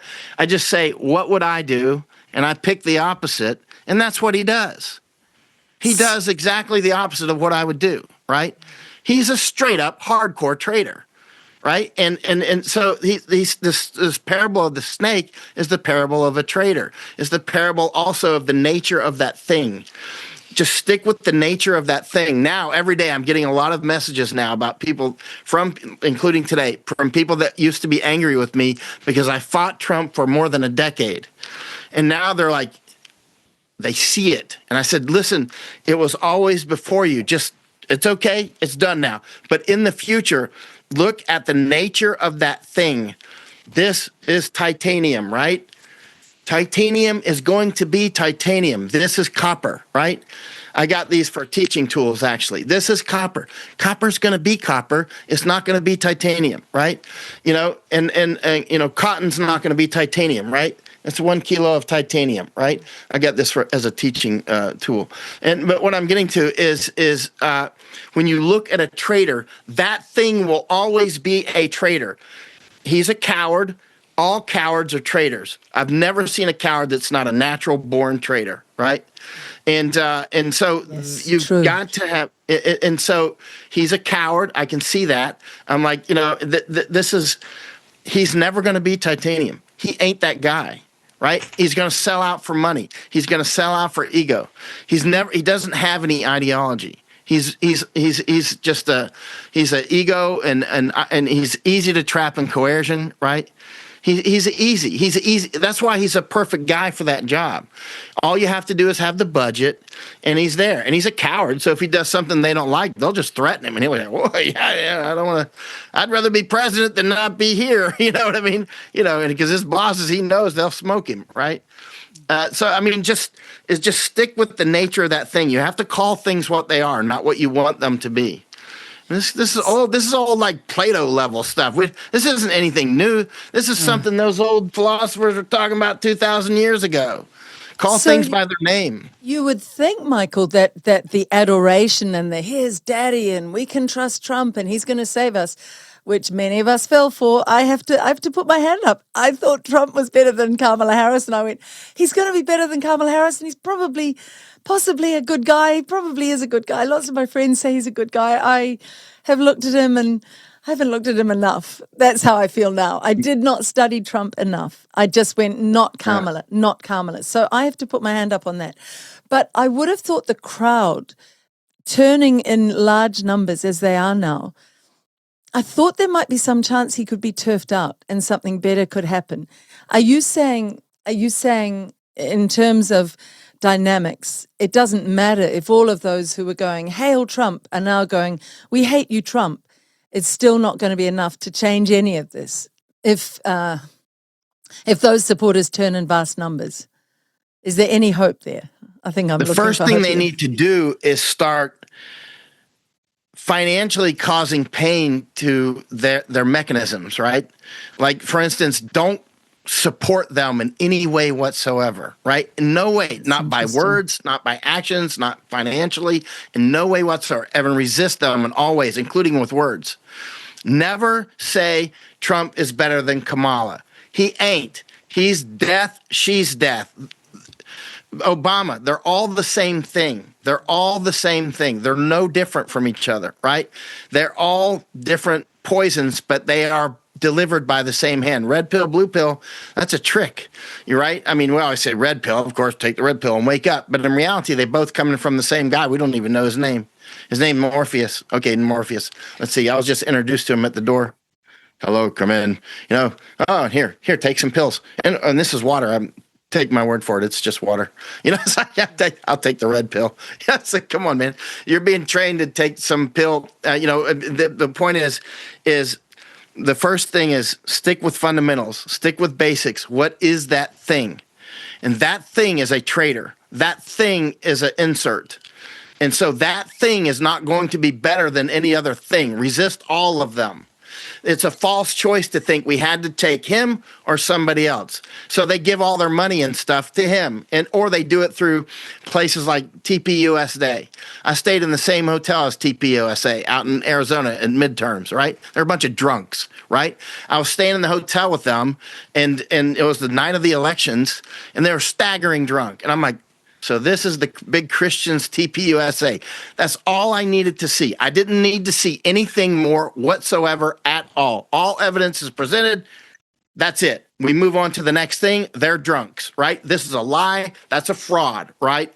And I was physically there. I physically saw it. I was present, right? I actually messaged to Bannon. I'm like, your boys are drunk. Right? It's like, and they're not only drunk, they're aggressive, and they're staggering around like a bunch of morons, right? I mean, seriously, as soon as you see that, that's all you need to know. Don't give them another dime, and tell everybody, don't give them a dime, right? Yeah. And stop arguing about that thing that was allegedly married to Charlie Kirk, right? Stop arguing about that. Just box it all up and throw that crap out, right? And stick with other stuff that's important, right? And they only have power when we just talk about them, right? So you got Candace Owens always talking. Masako, by the way, translated Candace Owens' book to Japanese, right? And so, so they're always talking about in this argument. Now Trump's saying Candace and Alex Jones and Tucker Carlson and some other people are really stupid or whatever. And they're all arguing about this while they destroy the fertilizer infrastructure. Yeah. while they destroy the power plants, and roll out more jabs, right? Focus on what's killing us, right? Focus on the weapon. If you're in a firefight, everybody's going to focus on the machine gun first. Take out that machine gun, right? You got to take that thing out. And what do you get? The things that are closest to you are the most dangerous, right? Often are the most dangerous. You go for those. You go for the machine gun. Instead of arguing about, hey, those guys got ugly uniforms. Dude, he's shooting at you. It's like, you know what I mean? Yeah. It's like, how about let's lay down some suppressive fire and outflank them, you know what I mean? And get them, you know what I mean? Don't play victim. One time, a couple of times soldiers, British and Americans, have published the same thing. I would get in firefights, right? I was in a lot of firefights with British and Americans and whatnot. And things that I had forgotten about. You could probably find these online when British and Americans had the same thing. Like, we got in this big firefight and I got angry because they wouldn't go get them. Because I'm when it comes to a firefight, I'm not like, hey, they're shooting at us. I'm like, let's get them. You know what I mean? My other side comes out, right? I'm like, if I see an indecisive commander, I can get a little bit, like, something wrong with here. You know what I'm saying? Move your guys over there. Move those guys over there. Covering fire. Get over there and kill them. Right? It's like, If I was in a firefight, I'm supposed to be taking photos here. Right? You know what I mean? You know what I mean? If I had to be in a firefight, I'd want to be next to you, Michael. It's a geometry problem here. Let's get them, boys. You know what I mean? And so and likewise with what's happening now. I'm not saying go shoot people. I'm not saying that at all. But I'm saying you don't have to always go along with the program. And you don't always have to be playing, oh, they're going to beat us up. They're going to smash us down. How about just don't go along with the program, you know? Just don't do it. Don't take the jab. Just don't do it. That Just Marjorie don't. Taylor Greene did an interview the other day with an expert about why are we even paying tax? Going right back to the Boston Tea Party, should the American people stop paying their tax to these clear criminals who are claiming to be their leaders, who are hurting them? Now that would be an interesting thing to happen around the world, although they could still continue printing money. I mean, my question before, Michael, was. Think back to, or Masako, I'd like your view on this. Think back to the French Revolution, 1789. There was a point where the people of France just said, we have had enough. The ruling class is so corrupt, so greedy, so self-serving. All they care about is themselves. It's, you know, Robespierre was in there and it was a bloodbath and it was horribly handled. But it was the people actually rising up saying, all of the leaders have to go. They are so rotten. I'm not advocating that, but you know, when does the crowd that was cheering for Caesar start to want to see Caesar being killed, you know, and Trump's the current Caesar?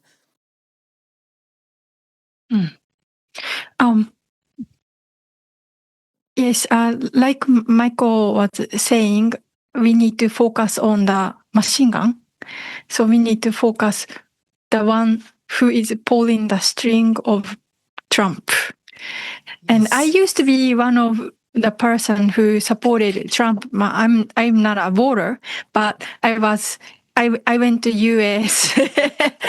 He's all tangled up, Masako. I can't get this thing untangled. Pinocchio. Well, maybe that's happening to Trump. That's what I'm thinking too.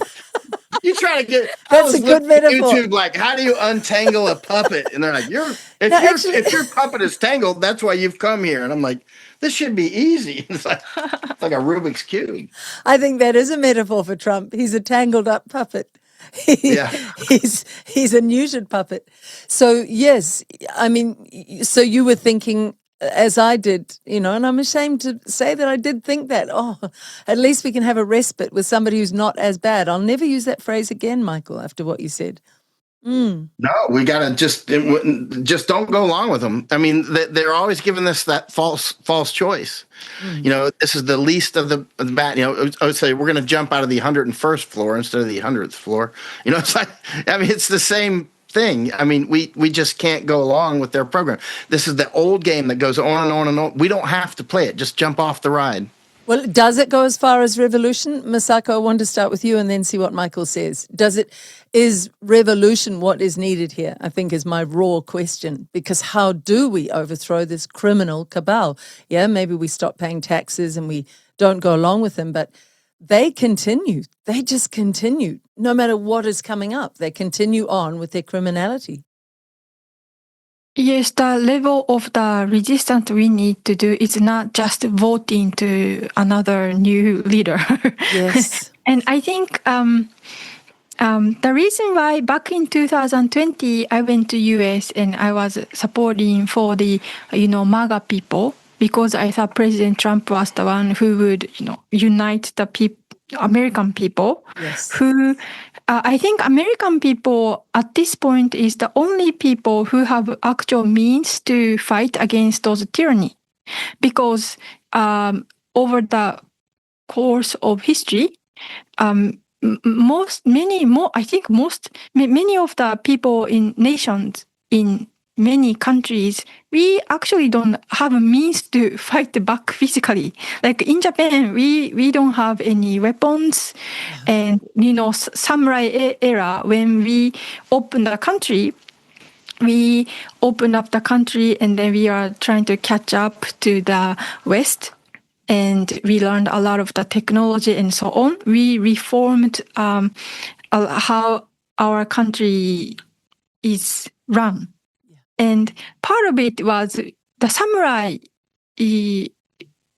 quit their job, So we gave up the knowledge. Sword. It's called katana gari. And so, but I think the reason why globalists go after Second Amendment for American people is that globalists want to make sure Americans cannot resist. I think that is the Second Amendment is the right to bear arms to protect American people's fundamental rights. And that's what at stake. So, and I believe that at this point, American people actually have the means to fight against globalists. That's why US is targeted now, and from a globalist point of view, America needs to be destroyed because American people is the trouble for the globalist. That is fascinating. Of course, and that's why they had to bring in a trickster like Trump, a magician who could beguile them into believing that he would save them when they have the means to save themselves. And that roots back to something in New Zealand, Masako, where when there was a killing in mosque shootings in Christchurch, which is in the South Island of New Zealand. And Jacinda Ardern was early on in her prime ministership, and she was then created as this compassionate woman, and she was put on her face was projected on the tallest tower in Dubai, and she was almost sainted, given a saintly thing for her compassion to the Muslims. But what they rolled out after that was all guns must come into the government. You must give up any guns you have, any collections of guns you must give up. That absolutely now fits into the jigsaw puzzle of globalism. They wanted to disarm Kiwis and Kiwi farmers in particular. But of course, you cut to later on when the jabs were rolled out, and we were crying out to her, the people saying, there are many injured Kiwis from your jabs. There are many people dying from your jabs. And she just had no interest, don't want to know. There was no compassion then. There was no compassion. So one of those two personas of Ardern was a total lie. And it was the one that was so compassionate for the Muslims, because that whole thing, I believe, was a setup so they could disarm New Zealanders. And they've done this everywhere. They've done it everywhere. They've tried to disarm us. But you're right, in America, they're protected under the Second Amendment. Yes, and that's why they want to abolish Second Amendment. And the First Amendment. Yes, and First Amendment. And notice who wants to do that. Like you got Netanyahu, Satan Yahoo, because he's straight up Satanist, right? He's hardcore, right? And that guy, he talks out against American First Amendment and Second Amendment. Who are you, Mr. Zionist Israeli? Go on back to Israel and and be yourself, right? Get out of America. You know what I mean? Don't want you around, right? And coming here saying we need to get rid of our First and Second Amendment. Go away, right? You can't have a First Amendment without a Second Amendment, and you won't have a Second Amendment without a First Amendment, right? And notice the Zionists don't want our First Amendment. They want to take our freedom of speech. They want to take it. And those are the people doing it, the Epstein class Zionists. And it's time for people to stand up to that class. And I mean stand up. Like, no. You throw in your little, you're an anti-Semite. Get out of here with that crap, right? Get out of here, Yes. And just out. The magic wand is broken. It's crackling in the fireplace, right? If you want to defend Israel, then pack your little bags up and go there and pick up a rifle and go fight. Have fun. I wish you the best. It's like, and the United States needs to stop supporting people that want to murder the entire planet, right? That Zionist class, that's the class creating famine. That is the guys, right? They're clear about it. They're the ones destroying Nord Stream. They're the ones that are going after the farmers, going after our First Amendment, going after our Second Amendment. Those are the ones blowing up the fertilizer plants and the energy, natural gas over there, oil. That's the guys blocking the Strait of Hormuz and blaming Iran. And then people are actually going along with it. People are like, well, Trump's teaching them. You're out of your mind. You're like, I'm going to teach that virus a lesson. It's like, oh man, that virus, I got it. In fact, I'm going to die, and then that virus will really feel bad, right? It's like oh my gosh.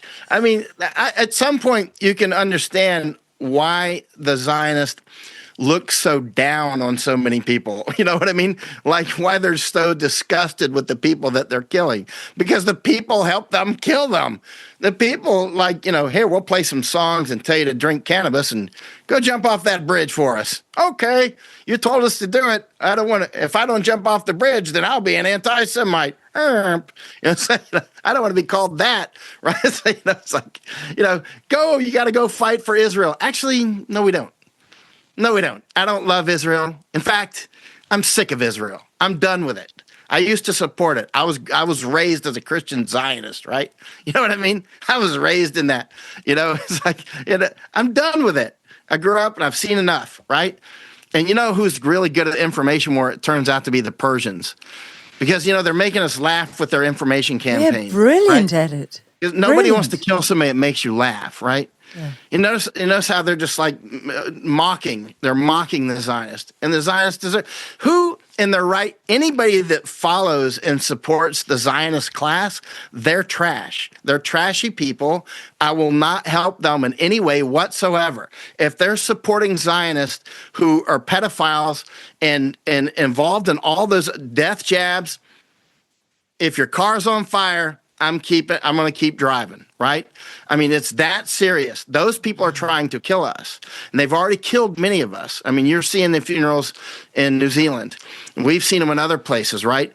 They're literally killing us. They don't deserve any support from us whatsoever. They deserve nothing but all forms of resistance. That is really interesting. We've got a politician who was a former National Conservative politician who's joined the party that's kind of like a Nigel Farage party in the UK, a middle party that people are looking to vote for, New Zealand First. And he's offering some good things like Nigel Farage does.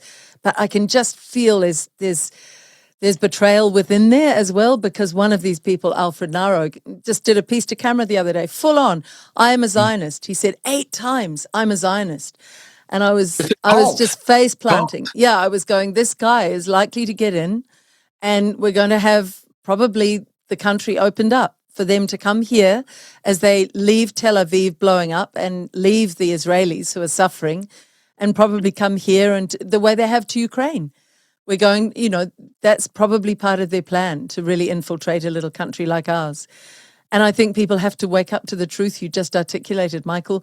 It's not palatable and it's not yet fully popular, but it's spreading, I believe. What do you both think? Actually, I think it's spreading. It is palatable. It's very tasty. Because when you actually say the truth tastes so good. Lies are bitter. They leave a bitter taste in your mouth, right? And they leave it. Every time you lie, some of your soul leaves your body and never comes back, right? Truth is an investment. Truth is an investment. Truth tastes good. It's not bitter. I mean, that's sweet. It's time for people to wake up. Those people who are creating the famines, they are the problem. They're finite. They're the man behind the curtain. It's Wizard of Oz, right? It's Wizard of Oz. The Persians are not our enemies, right? They're just not. Have you ever met a Persian you wanted to kill? I mean, I've met a lot of Iranians.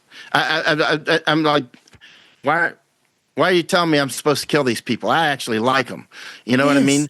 They're very pleasant people. They're highly intelligent, and they're really funny. You know what I mean? You never want to blow somebody up that makes you laugh, And so look at them. They're wise enough to know to hit us on that level too, right? They're not threatening us. There's such an old civilization. And you're right.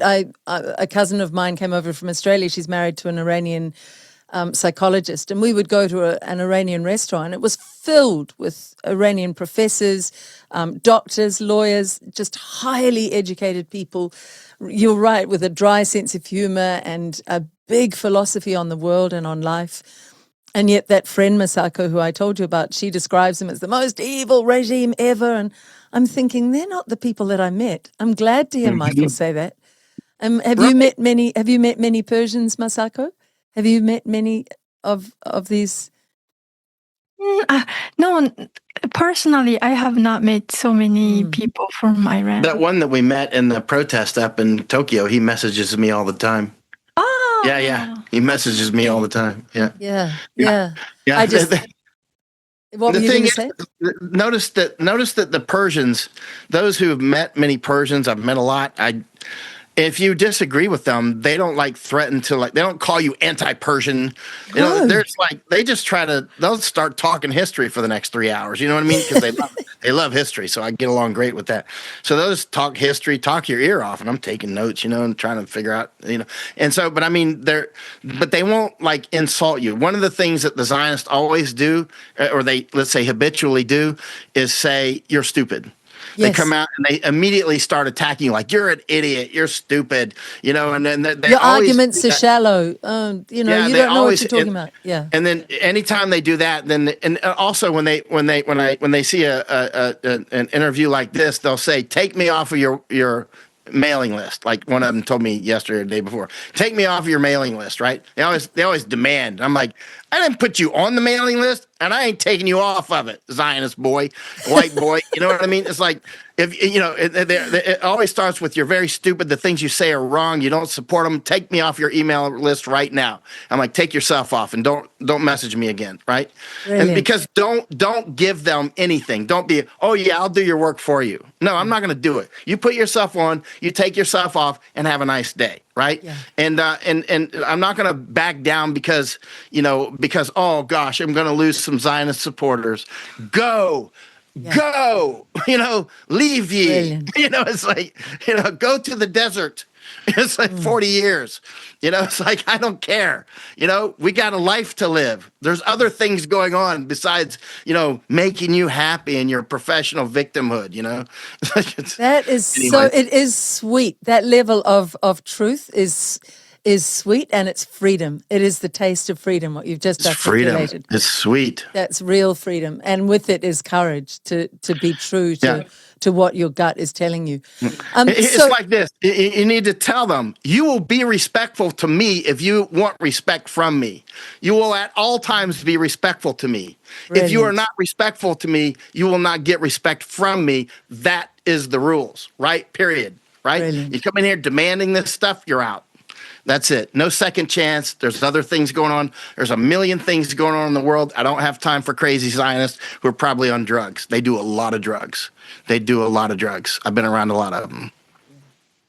This is why I always come off interviews with you just feeling on a high, Masako, because you two are just like a tonic. You really are. You're I'm good. gin. This is tonic. No, I'm tonic. This is gin. Honestly, it's drink good it. for the soul. It's really good for the soul. And Michael, you said in about our second interview, courage is contagious. And the courage of your truth-telling, both of you, is what I think is the reason I get so many positive messages when we put out interviews with you both. I want to do another follow-up soon and not let it lag so long. Just let's finish up predictions for the routes then, the routes as you call them. So we're looking like the Strait of Hormuz could be shut for quite a long time. Do you think that will spread? Because, I've had those emails. I'm sure you have as well, Michael. I might have sent you one saying, oh, Trump knows exactly what he's doing. He's trying to make greater America, where the world has to go to America for oil because all the other routes are closed off and we can only really get it from America and Venezuela. That didn't gel with me. I don't believe that's what Trump's really about. I believe the ultimate thing is starvation. But what do you say to that argument? That is one I wanted to deal with before we finish. Oh, yeah. I mean, clearly, they're reducing the amount of energy in the world, but they're not doing that just to be the monopolist. They're doing it to create famine. They're doing it to reduce the population. And that's very obvious. And it's actually so obvious at this point. But, since we do this 7 days a week for years on end, for us, it's like, it's obvious to us. But I realize it's not obvious to everybody. And a lot of the things are, you got to keep in mind, too, a lot of people that will be watching this are actually younger. So they haven't had the chance yet to develop their antennae. right? For so it takes a time to kind of study up on these things, and then you start to level up, and you start to go, oh yeah, I can see that, right? It takes time though, especially you have to cut your way through the information war, which can be quite intense, right? And the information war was developed before any of us were born. I mean, before our great grandparents were born, information war was at a high level of art, right? So we were born into, multi layers of this stuff. So it's it's a very serious process of trying to cut your way out of it. And again, I was an Israel supporter until less than 10 years ago. Yes, same. I mean, I supported Israel until the late teens, at least. I started to transition away from that in the late 20 teens. In about that time period. I started to get kind of suspicious when I went to Israel. I'd been over at the Israeli ambassador's residence in the United States, and I get invited over to this event with Netanyahu and all this stuff. And I'm over in Israel, and I'm like, Anyway, I left Israel actually neutral, which was weird because I think most people go to Israel and then they come back like, yay, me love Israel. And I went to Israel like, I support Israel, and I came back neutral, right? And then when they started pushing death jabs during COVID, I'm like, I'm out. I'm totally out. I'm done. And also as I saw more and more how they've infiltrated our government, although it was clear for years, it was very clear. It wasn't as clear to me as it is now. It was clear to others many years ago. But, it took time. It takes time to cut out, especially when you're raised in a Christian Zionist environment, because you never see the cult that you're in, right? And that includes me as well. How would I see it? It takes time. I had to leave and go walk around and out in the mountains and that sort of thing. So what do you think happens now? What do you think happens with all the routes? Yeah. Oh, sorry. Masako's right. She has to keep me on track. Long-haired general. Masako, okay. I want you in here every single interview. It's really good to have you. I know. I was on with Brett Weinstein the other day, and he's like, you need Masako beside you to keep you on track. And I'm like, but the thing about it is you're just... And when I talk too much, you don't see it, but she like hits me to be quiet. She does, man. If it's just like time to stop, it's a light touch.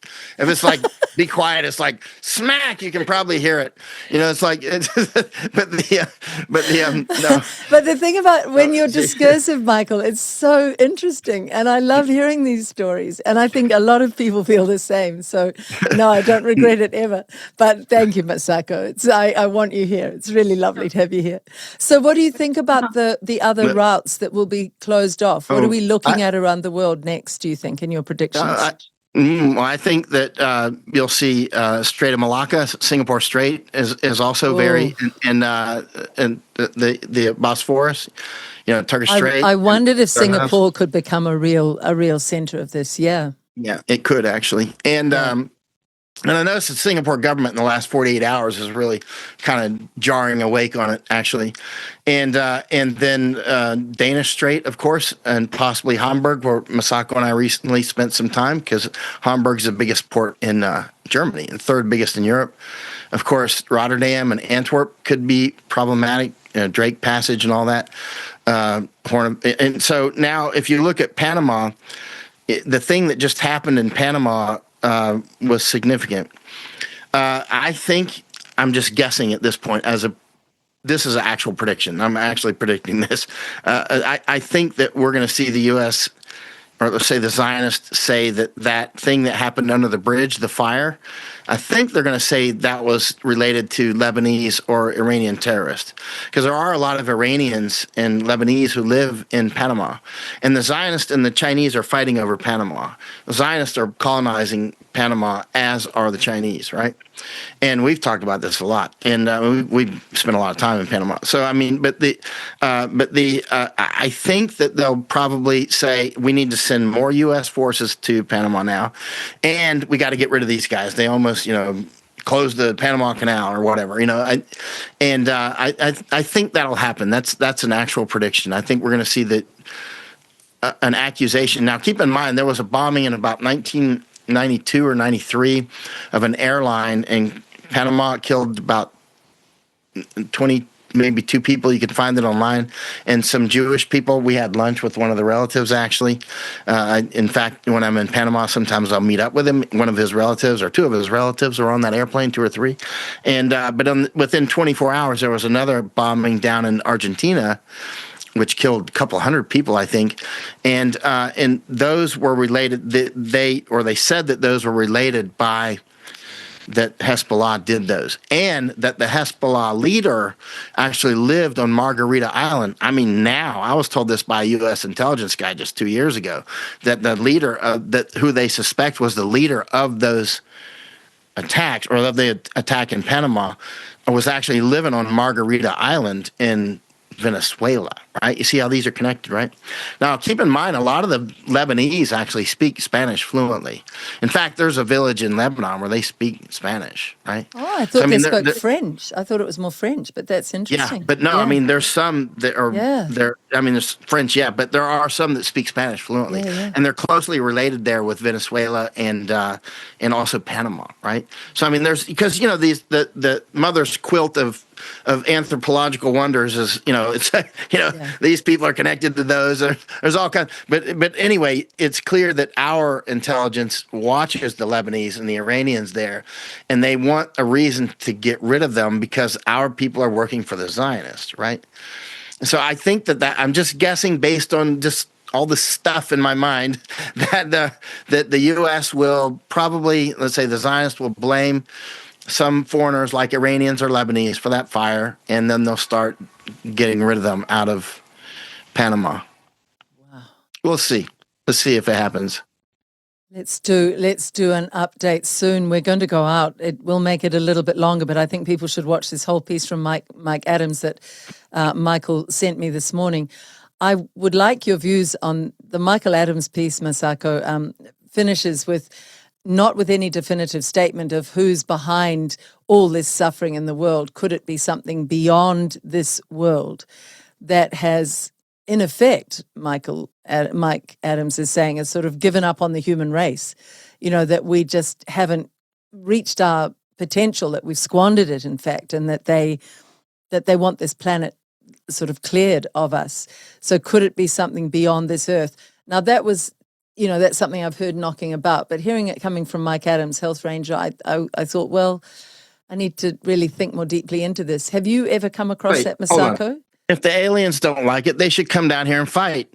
We're waiting on it. Because I haven't given up on the human race. And I know you haven't given up on the human race. Talked this time. And I know Masako didn't stop. Yeah, yeah. What do you think, Masako? About? Well, he's sort of saying that ultimately who may be behind all of this may be off-planet forces. Have you ever considered that possibility? I've heard it knocking around, those theories, but I thought, no, these are humans pitting themselves against humans. This is a small class of humans who are deeply corrupted, who want everything for themselves and are willing to betray their fellow man. But I hadn't really seriously taken it as an off-planet force that's behind all of this suffering. But we'll see it in the video coming up. What's your take on it? And Mike Adams says he doesn't have the answer. He just says there are theories knocking around on this. I'd like to know your view on whether it could be behind this, could be something extra-planetary beyond this planet. Have you ever looked at that? I know there are theories, but I have not seriously looked into those in detail. Yeah. Yes. My understanding is this is spiritual warfare too. Yes. And what we are dealing with are not like us, like they are psychopaths. That's for sure, I know.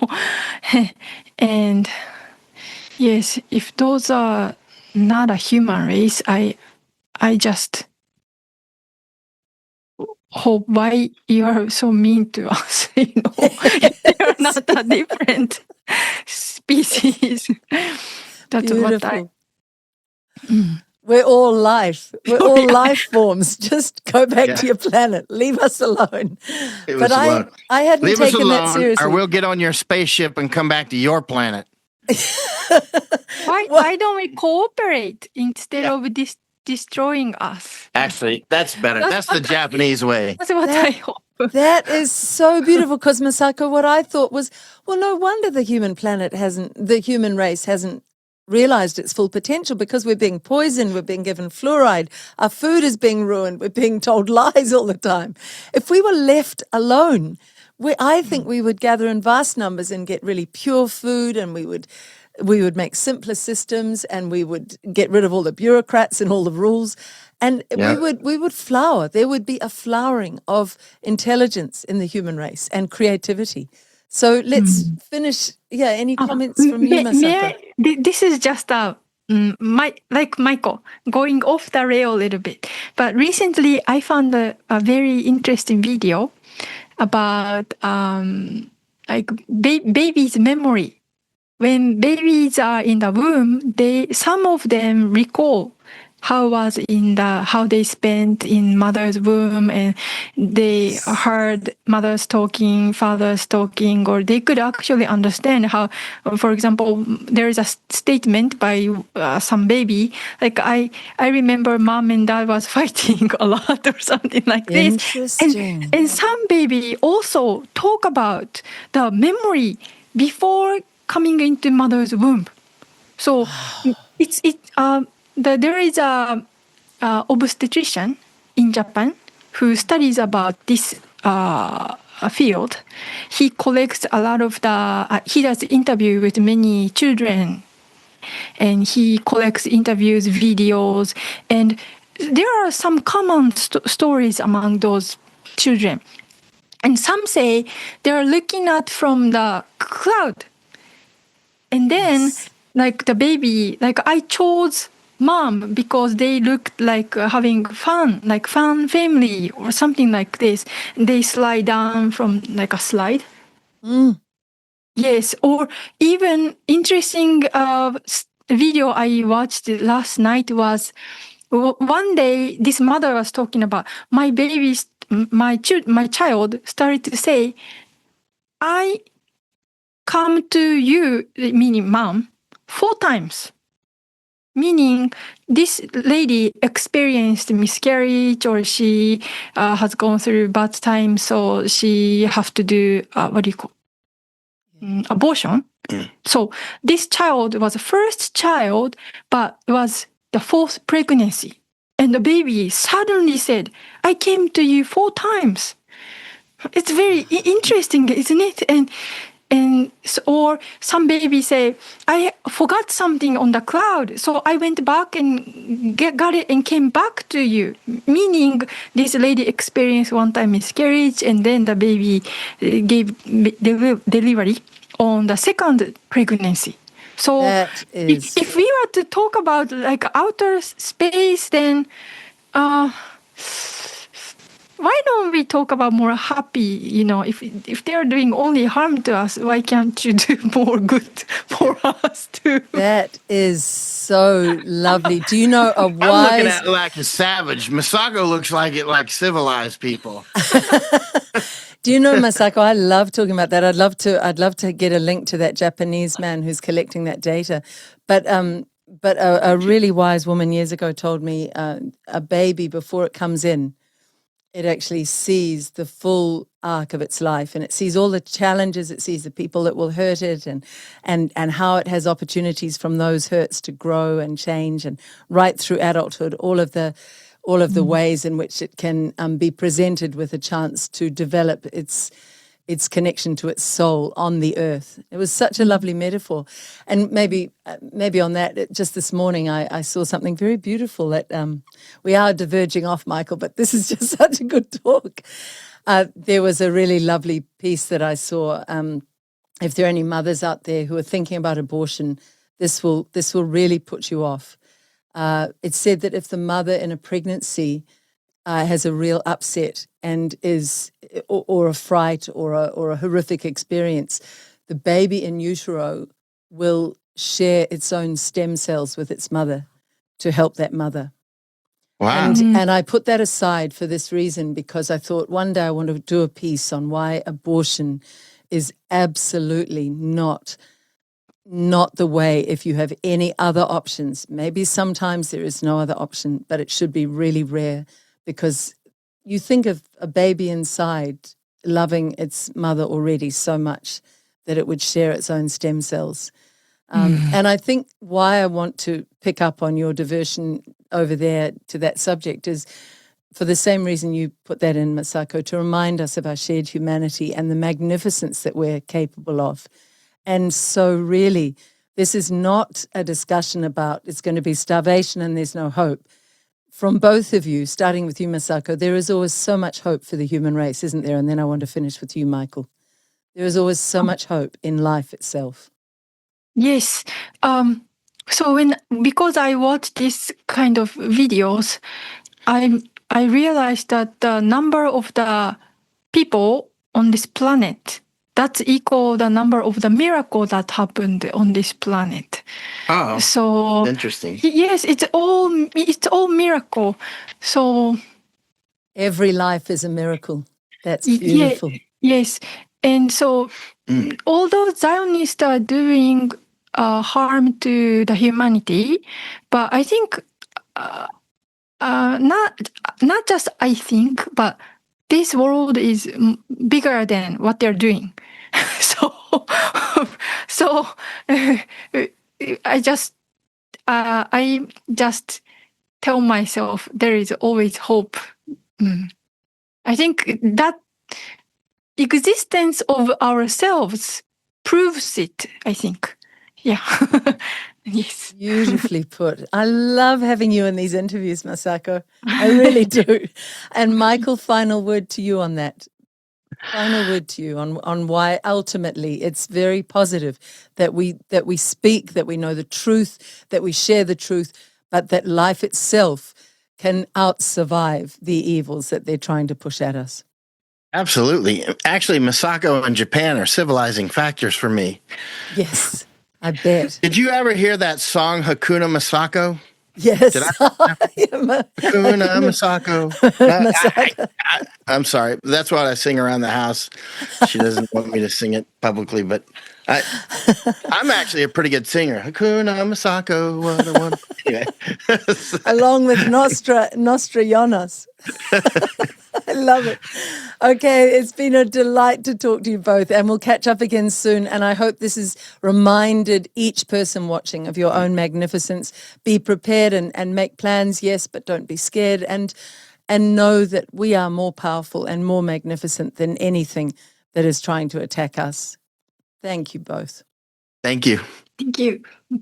Well, we have to give credit to Michael Yon yet again, because he called it months ago when he said that the United States would close the Strait of Hormuz. He said that several times to me during our interviews, and I always kind of blew that off. I thought, no, why would the U.S. close the Strait of Hormuz? I thought, well, Iran could close it, yeah. But Michael insisted several times. He said, no, it's what's going to happen is that the U.S. is going to close the Strait of Hormuz. And, again, he was correct. And he's saying right now that it's, quote, just a matter of time before they close Malacca and the Singapore Straits. Those who follow my work have seen this coming for years. And he also says the Zionists are threatening closing Hormuz while blaming Iran. I've predicted this many times in writing and on interviews. He's absolutely correct, as I just described. He has predicted it numerous times. He's also mentioned what's called the Bab el-Mandeb Strait, which is the opening to the Red Sea that leads to the Suez Canal. And it looks like that strait is also going to be closed by, of course, the Houthis. And when I say close, what I mean is they're going to harass ships to the point where no one will use it. So effectively closed. Not physically closed, but effectively closed.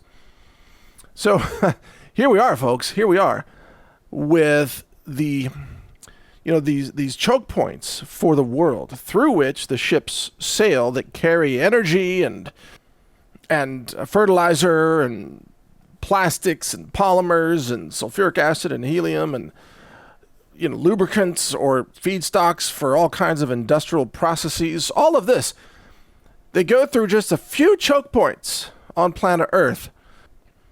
And those choke points, they're all getting shut down. And so there's actually a bigger agenda here. There's an agenda bigger than war with Iran. It's bigger than Israel's Greater Israel Project, which, of course, they're pursuing that as well. This is an agenda larger than the Trump administration or the American empire or any faction or nation or political party or power or industry. It's a planetary scale agenda, and that's the focus of this particular podcast here. This planetary scale agenda is, of course, mass extermination of billions of human beings through, well, engineered famine. Let's just call it what it is here. So if you backtrack a few years to COVID, you know that the COVID pandemic was also a depopulation agenda effort that really did not succeed at the level that the globalists wanted. It's very clear they were hoping to kill billions of people, and they failed. They killed tens of millions around the world. And in the United States, at least 1.5 million people, and they injured, around the world, hundreds of millions. But they did not kill billions of people during COVID. They learned a lesson, though. They learned what happens when you order people to shut down everything. Lockdowns. COVID lockdowns. And people complied. Local governments complied. Heck, even churches complied, if you can believe that. The media complied, etc. What they learned in all of that is that they can order energy lockdowns, that they can create a larger crisis and then use it to cause panic and obedience with a new attack on humanity that will shut down global energy and fertilizer and food. To effectively, ultimately, the goal is to kill many billions of people, perhaps half of the current human population. This is what is now underway. So let's back up one more time here. Let's zoom out. Trump is getting orders from powerful globalists, clearly, that tell him keep the war going and close the strait. And so he obediently complies, closing the strait. Israel is getting orders from globalists to say keep the violence going, keep the famine going, interfere with fertilizer and energy production, and Israel is complying. See, there are larger demons than Netanyahu or Trump. Even though Trump just tweeted out himself as Jesus, that Trump thinks he's Jesus now, that he's healing people like Jesus while he's also attacking the Pope, which is hilarious. I mean, I'm no fan of the Pope, but you don't see presidents attacking the Pope like Trump just did, and then tweeting out that he's Jesus, which is insane. But this goes beyond all of that. This goes beyond any religion, any government. And there are larger and more fearsome demons that sit above people like Netanyahu and Trump. And, the leaders of all these other countries, the UK, Canada, New Zealand, and Australia, and just those four right there, those are some pretty hardcore demons that run those countries. And yet, they're still the minor demons compared to the greater demons. The greater demons want to exterminate humanity. And they want to clear the planet. I don't think they'll be fully successful, by the way, just saying. But they want to clear out as many humans as possible. And they decided after COVID that this is the only way to do it. Engineered famine. Global shutdown of energy, of fertilizer, food, fuel, all of it, natural gas, which will ultimately affect the power grid in many countries, the plummeting of industry and manufacturing and medicine, etc. This is the new plan. And because this is the new plan, see, very few people understand this. Most Americans think that this is just about reopening the strait and getting back to business and getting the oil flowing again. That's not Trump's goal at all. Trump's goal is to keep the strait closed. Those are the orders that he's getting. That's why the negotiations over the weekend with J.D. Vance, they're negotiating with Iranian leaders in Islamabad, I believe. It was all theater. Nothing was real about that. It was complete theater. There is no real effort by these leaders to get anything back in place, to lower the price of energy, to open up the supply of affordable fertilizer, creating affordable food in the years ahead. None of that is on the agenda. From here forward, it's going to be, $10 a gallon diesel. Oil is going to go to $200 a barrel or higher. Fertilizer will be incredibly scarce. Food will be very expensive and scarce. Grocery store shelves will go increasingly empty. I'm not saying that they will be fully empty. And especially in America, you won't really notice this probably until later in the year, because we already have sort of the crops from last year that are providing the wheat and the corn and the soy and the rice and everything that's made into all the products that people buy right now. So you have to fast forward at least one growing season and maybe two to start really feeling the famine. And that's what's coming. Even in America, it will be felt here as well. So this is the agenda that I outlined in 2019 in my speech at a Steve Quayle event in Branson, Missouri. It's called the Gen 6 Conference. And there I gave a 45-minute presentation, you've probably seen it, that talks about how Earth is being prepared for a post-human future and a post-human colonization. So then the proper way to understand all of this is wars within wars. There is a war against humanity on planet Earth, and within that war there are smaller wars like Israel against Iran or the United States against Iran, etc. But even within those wars, for example, in the U.S. domestically, there are faction wars between different factions of the United States government. There's, elements of the CIA that are more with Trump versus elements that are more anti-Trumpers. There's elements of the FBI. There's elements of, come on, it's a massive bureaucracy, right? You know this. FDA, CDC, USDA. It's a massive bureaucracy. There's 1,000 different factions inside the United States. And, a similar thing is true in other countries as well. So we're talking about wars within wars within wars. But the outer loop, the bigger war, is the war against humanity. And that's the war that needs all of these straits and canals to be restricted, or in some cases completely closed off. The real wars will be centered around choke points that I've already mentioned. The Strait of Malacca, Singapore Straits, like Michael Yon said, the Panama Canal, the Suez Canal, the Bab el-Mandeb Strait to the Red Sea, as well as the Strait of Hormuz. And there are waterways that pass near Greenland that are very important, which is why Trump has such a high interest in Greenland. This is also why Trump is interested in taking over Cuba, to control the proximity to routes between the Gulf of Mexico and the Atlantic. That's what that's all about, by the way. So what all of this actually means is that you shouldn't count on the Strait of Hormuz reopening anytime soon, because that's not part of the plan. Not the bigger plan. You see, a lot of people that are betting in the oil markets are betting that there will be peace soon, because they would think that rationally peace must be within the interests of Trump and Israel and Iran and the world. Surely all the nations of the world want peace. They want to be able to get fertilizer and grow food and have energy and keep their economies alive.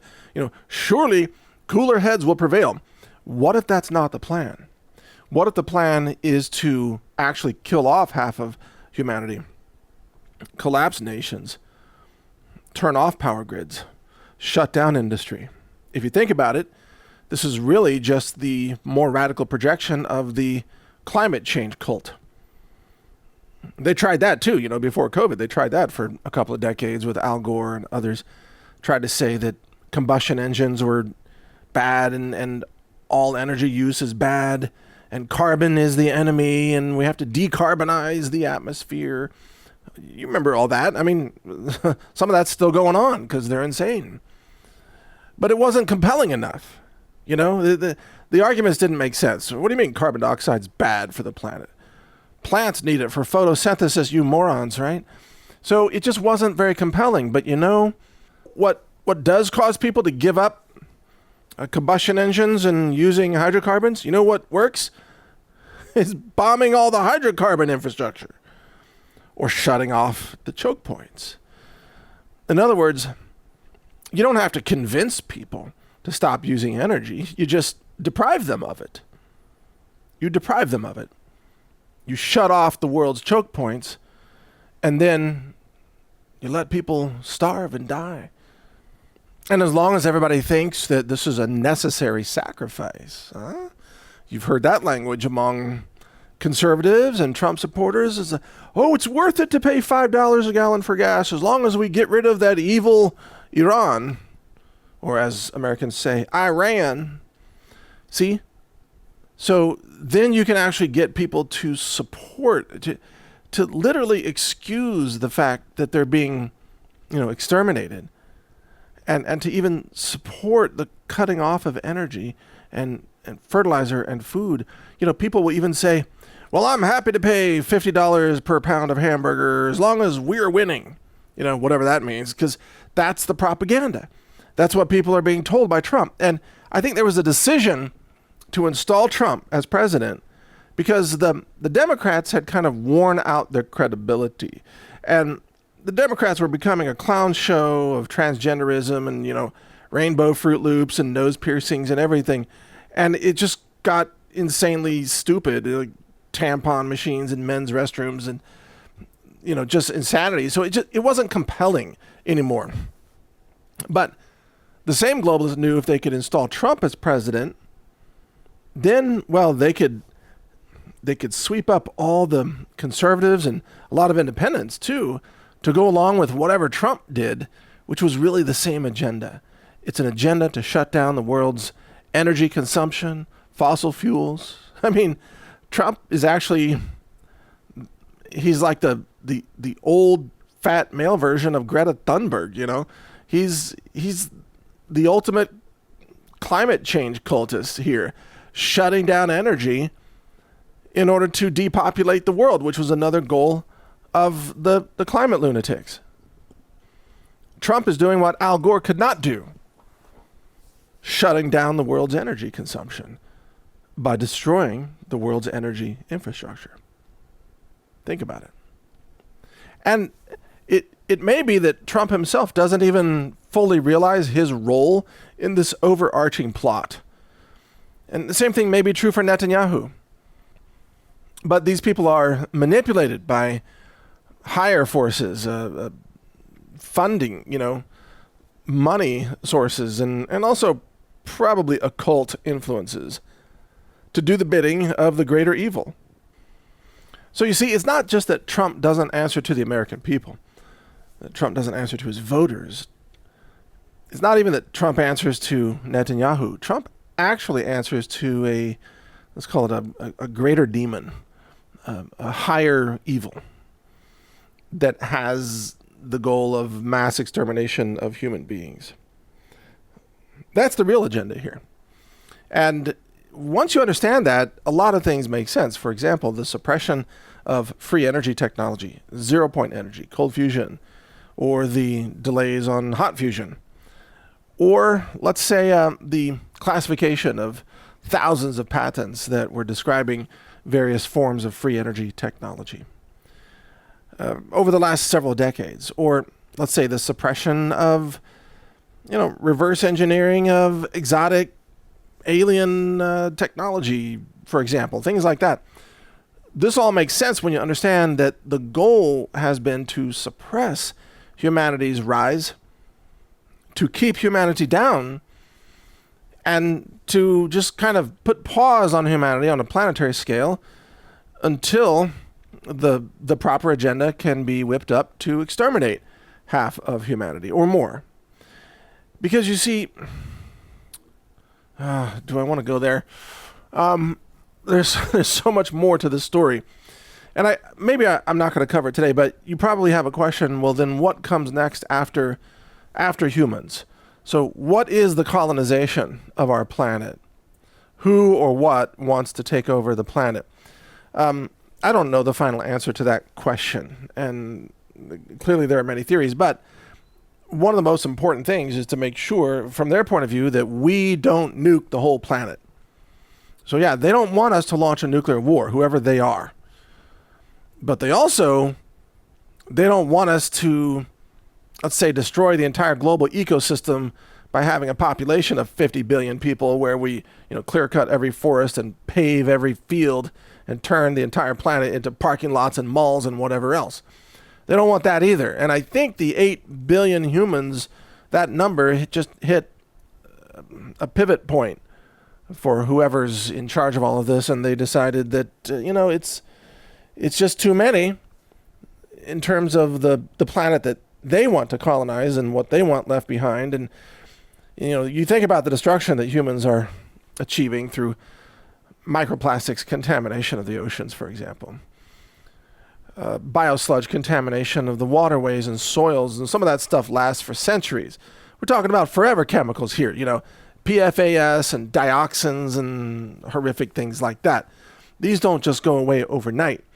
So humanity is involved in the manufacture of nuclear weapons and pharmaceuticals. There's a lot of pharma runoff and dioxins through polyvinyl chloride manufacturing that comes from petroleum, don't forget. And so the Middle East, the Persian Gulf, and the South Pars Field, from this region comes the molecules that humanity turns into toxic poisons that are poisoning the planet.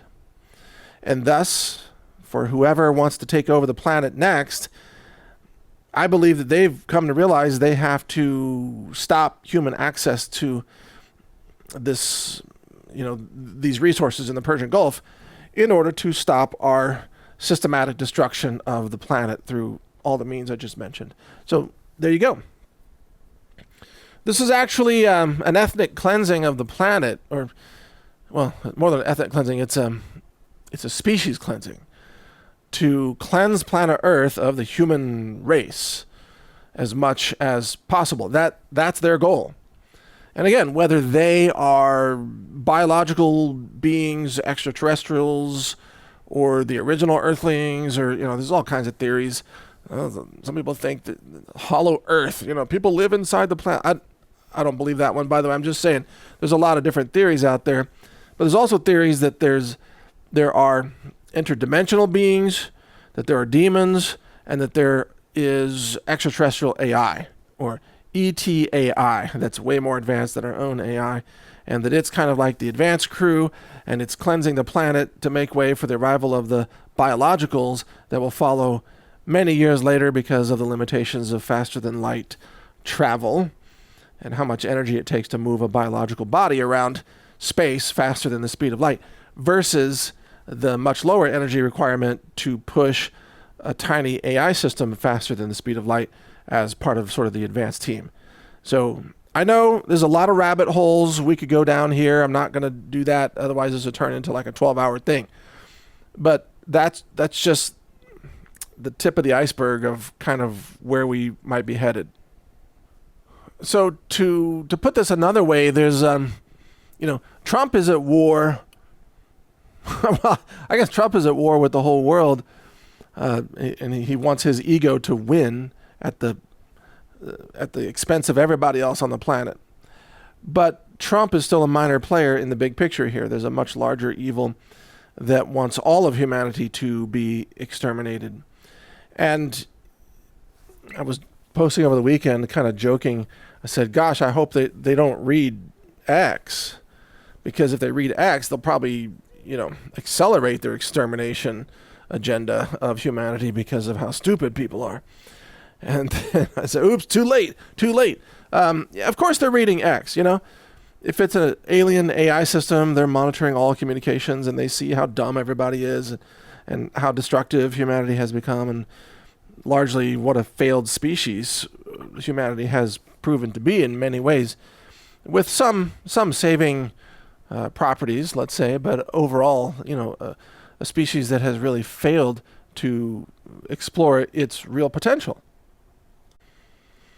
And so, whoever they are, they've come to realize there's no there's no saving humanity, and it's no longer worth any effort to breed with humans because, the dumbed down part just brings everything down to be so stupid that even a half breed can't, isn't smart enough to function in a sustainable way, to be a citizen of the cosmos, etc.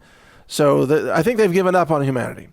And now it's the extermination phase. Yeah, I know, that's not great news, maybe, to hear. But there is good news. I don't think they can kill everybody. That's the good news. They can't kill everybody, although they will probably try. Trump's making it easy for them because he's destroying the infrastructure that keeps humans alive. So just Trump alone could get a couple of billion humans killed. And, Netanyahu, of course, is a genocidal lunatic. But the bigger picture is going to be way beyond just a few million deaths or hundreds of millions of deaths. It's going to be billions. Although the time scale of this could be pretty stretched out, because if you think about it, whoever's planning to colonize the planet after us, they have a pretty long time scale perspective. They think in millennia or centuries, not in days or months. So their plan may not even come to fruition in our lifetimes. But we're living through the early phases of it, which is the extermination phase. So there you go. It explains the fluoridation of the water supply. It explains the COVID jabs. It explains the bioweapons. I mean, come on. It explains the pesticides, the herbicides, the gender benders, the infertility. It explains why Bill Gates is doing everything he's doing. Because if anybody's talking to aliens, it's Bill, He looks like one of them. You look around, and if you think about it, everything that's being done by the governments of the world is trying to get you killed. Think about it, or to make you infertile. And they're always trying to trick you, like, here, take these jabs. You need them to be safe. Oh, it's a trick. Oh. They're always trying to trick you. Here, eat this food, laced with, infertility drugs. Laced with pesticides. Oh, here, take these pharmaceuticals. Oh, it disables your brain, makes you dumb, so you can't function. Oh, they tell you, be afraid of the sun, don't get any sunlight. Yeah, so you die earlier with chronic degenerative disease, vitamin D deficiency, with turbo cancers and diabetes. I mean, everything is designed to trick you to die, if you think about it. Everything on the news, everything on TV, all the commercials, the ads, the CDC, the FDA, the government, just about everything they tell you is a trick to get you to die. And the government wants you to die sooner just for financial reasons. They're bankrupt. They can't afford to pay your Social Security if you keep living. Medicare, pensions, come on, benefits, disability. They can't keep paying all that if people keep living. Of course they want you to die. Why do you think they still have mercury approved in dentistry? They want to poison you, obviously. And I know somebody's going to say out there, well, I don't believe it. It doesn't require your belief. It doesn't matter whether you believe it or not. What matters is whether you can survive it. I mean, really, that's all that matters. Because humanity has no future if we can't survive this. Because remember, humanity has been slated for termination. And I said it actually 7 years ago now. And since then, all the evidence has come out demonstrating it again and again and again. If you don't see it now, you'll never see it. But humanity has been scheduled for termination. So, of course, get ready for crazy scenarios, like perhaps far worse than you might have initially believed. Maybe you thought things are going to get back to normal. Abandon that thought. That's probably never going to happen. We're beyond things getting back to normal. We're in a whole new territory here of engineered mass extermination. So, of course, having your own decentralized systems of stored food and emergency medicine and all of that, these things really matter. In effect, they're life and death. So, triple down on all your plans and supplies and all of that. It's going to be rough to make it through this, that's for sure. And we haven't seen anything yet in terms of the hardship that's coming. While this is happening, of course, I'm going to stay online as long as I can and bring you good information and also educational information, decentralized knowledge and downloadable books and audiobooks and documentaries I'm working on, lots of things. You can help support us and also help yourself get prepared in a couple of ways. Number one, get backup communications from our sponsor, the Satellite Phone Store. And you can find them at sat123.com. And be sure to ask for their Iridium phones because those are the most reliable connections. They're all good, but the Iridium has the satellites in lower Earth orbit, so there's less latency. Also, you can get storable food and iodine and other things from us at healthrangerstore.com, as you may know, and thank you for supporting us at healthrangerstore.com. Also, what's happening this week right now is we're running a docuseries with Dr. Andy Kaufman. And it has a lot of really miraculous natural healing secrets. And you can get that right now. It started actually on Saturday, but there's one episode that runs each day. So episode 3 is running today. And you can watch it for free with registration. Just enter your email address at brightu.com. That's the word bright followed by the letter U, brightu.com. And that's got a ton of great information about how you can protect your health using off-grid medicine. He even goes into detail about turpentine, which is another amazing natural medicine that very few people know about, even though it's made from the distillation of pine tree resin. And I grow pine trees as medicine. Did you know that? And in fact, it was just yesterday I was taking my animals out for a walk, and I'm walking beside the pine trees, and so I grab a couple of pine needles and I fold them up. They're green and fresh, and I put them in my mouth and I chew them a little bit and I kind of suck on them while I'm walking, and I'm getting shikimic acid and vitamin C and some of the other amazing things that are in pine needles. And pine needles are not exactly comfortable to chew on that much, but you're just kind of making your own pine needle tea in your mouth when you do that. And so I'll have them in my mouth for, 5 minutes and I'll spit them out. And so every time I go walking, when I grab these pine needles, I'm getting natural medicine. I'm getting nutrition, straight from God, frankly, straight from Mother Nature, right? So these are the kinds of things that you need to know about. If you didn't know that pine needles contain anti-plague medicine in the form of shikimic acid, which is the number one ingredient that's in the Tamiflu drug, by the way. It's made from pine needles, folks. It's just made from pine needle extract, okay? You can grow it yourself for free. But there are lots of secrets like that you need to know.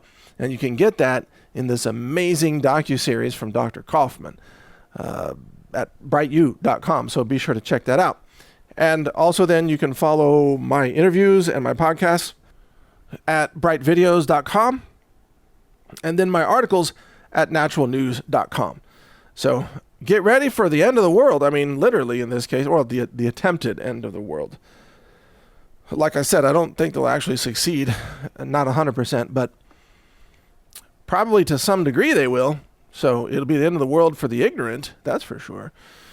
But anyway, that's what we need to prepare for. So thanks for listening.